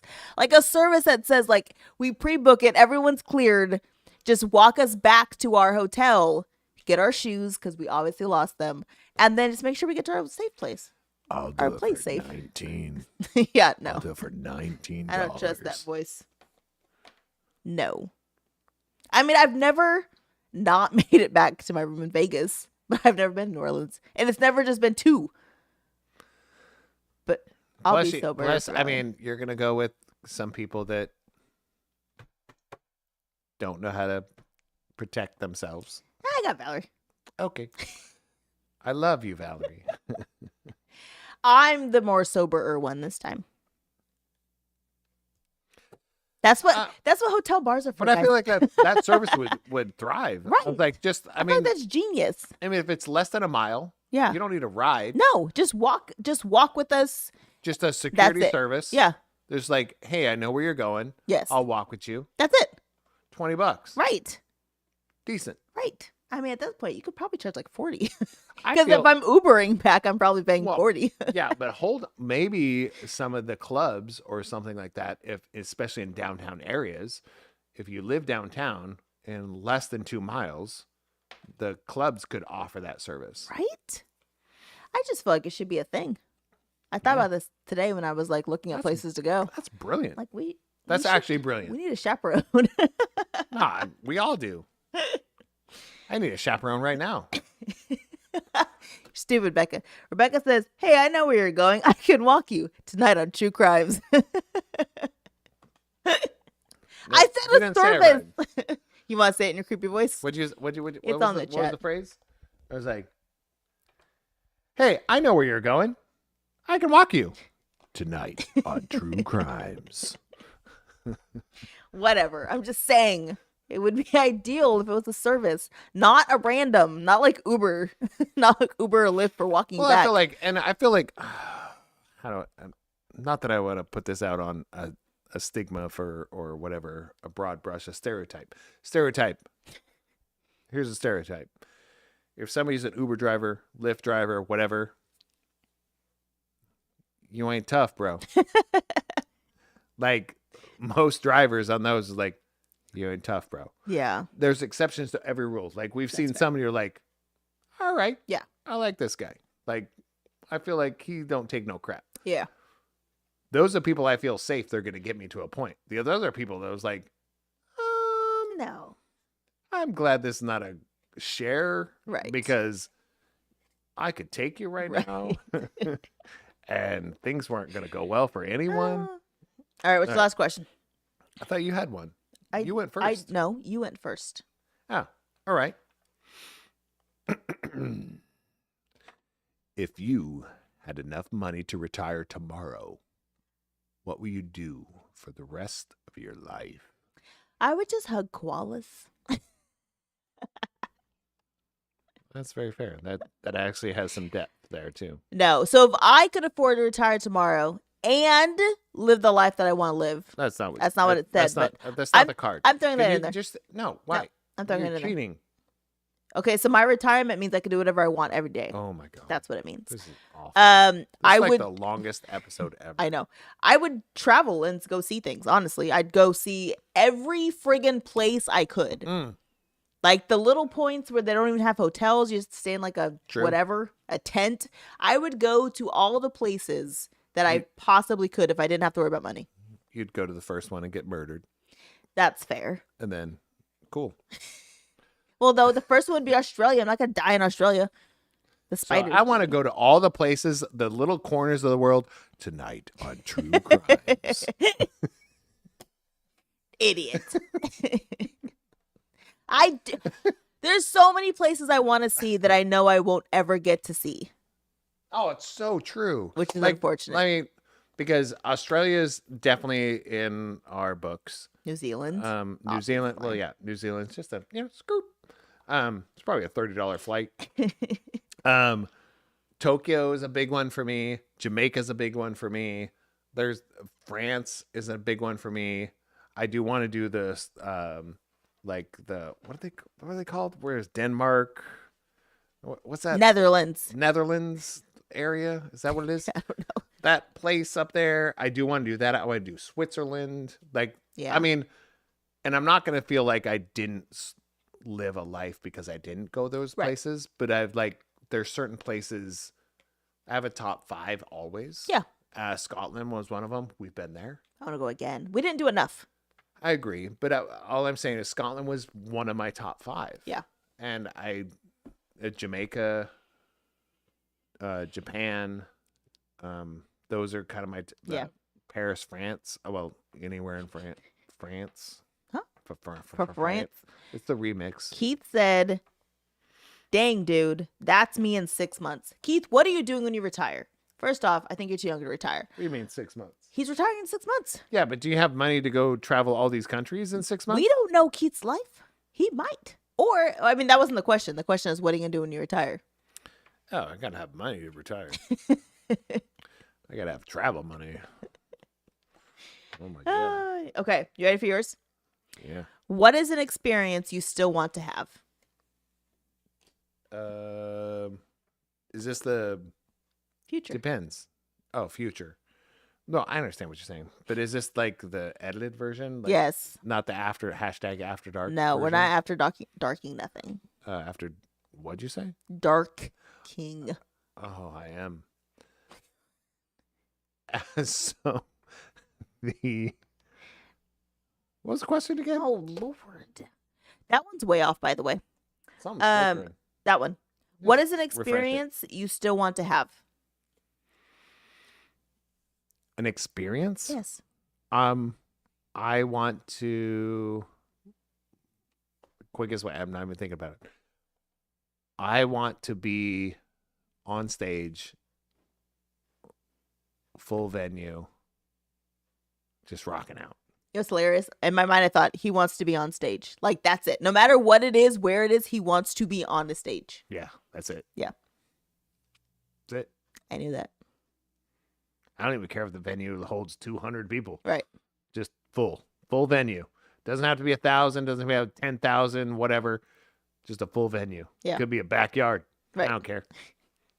That's what I want. I knew that one. Playing music. Yeah. Not doing a scooter talk. Right. No. It's a That's what good I one. want. I like it. That's it. We're done. Even if it's just my close friends. I don't care. That's not 200, by the way. It's like No, close 50. friends are like 10. 50. Close friends are 10. If you invited your close friends who could show up, you'd have like 50. I have like 10. That's not true. Friends and family. That's a different No, it's not. little out there. No. Your family that shows up are your friends. Ah, it's true. Yeah, so you have like 50 people who would show up. But they wouldn't show up. Yes, they would. I don't know. Let's bring about your birthday. Let's just bring it on in. There's and so then many people that didn't that show up. couldn't, not didn't. I said if money yeah. and distance wasn't an issue, you would have had over 50 people If money is not a problem. there. See, Keith said he'd show up. We just Keith did show up. rob them. All right. That's it, guys. Lifestyles, the rich Okay. and the Got famous. his yanked off for his amazing voice. All right, say bye. Oh, for what? All right. No, real talk, guys. January is going to be a cool month. It'll probably start end of January, beginning of February. We are really going to do some more sponsorships of, well, other people are going to sponsor us, but giveaways are going to be pretty dope. Not just going to be trinkets from us, but answer the stinking question, people. They don't know it. Can I give a clue? No. Oh. Like, you literally have to just go back to the episode and listen to it, and even just turn on like I want the to give closed. a clue. You could turn on closed caption, and it would tell you the name. Can I give a clue? I know somebody other than that person with the same name. All right, so totally helpful. All I'm saying is we're gonna give away. But I know by the end of this month we're gonna start doing giveaways of board games, some of the games that we're playing, even Sparks that we're playing here, Yes. Rabble that we've been playing, different stuff that we've been doing because the people that we've been working with for all these games have really built a relationship with us. Yeah. Yeah, so it's pretty cool. We love these people. We might give away other stuff because we know that this game actually does spark a conversation, which is part of our first promo that we ever did. Yeah. Right? We said we would just want to say something, spark a conversation, and then this came out. So The burps, man. It's alive and well in you. I got a lot of them. Give me your cards. Put them in the right spot this time. Bailey said she'll be there. For what? Everything. Oh, well, I mean, you better be there, or I'm coming to you. We'll have the party at your house. Not a joke. Not a joke. I'd have a party in your backyard. I mean, we might. No, it's like I think there should be. I mean, put this out here. If you haven't seen Barmageddon, if you haven't seen Barmageddon, there's this thing where you play basically beer pong with a ball and huge like cups or huge garbage cans. We could do it in their backyard because they have the thingy bobber. Hey, we talked about this when we were over there the other day. Oh my gosh. Like, totally do this in their backyard. So guess what? Summer party. Let's do a live broadcast this summer. Barmageddon style. Yep. From Tumwater. Do you know who's going to be there? Us. Oscar/Oliver. Oh, friggin' Oscar. Yep. He's going to be tapping those balls off the side. Smacking people. Friggin' Oscar. I appreciate you all. It's very important to show up in real life So if you haven't talked to somebody that you really do care about, and you're thinking about, that usually means you should probably go see them or call them, text them. Yes. Agreed. So, please do that. Yeah. So with that, we're out of here. We're going to sleep. No, we're not. She is. I'm going to do some editing and do some other stuff. But okay. Bye. And I loved it. Bye.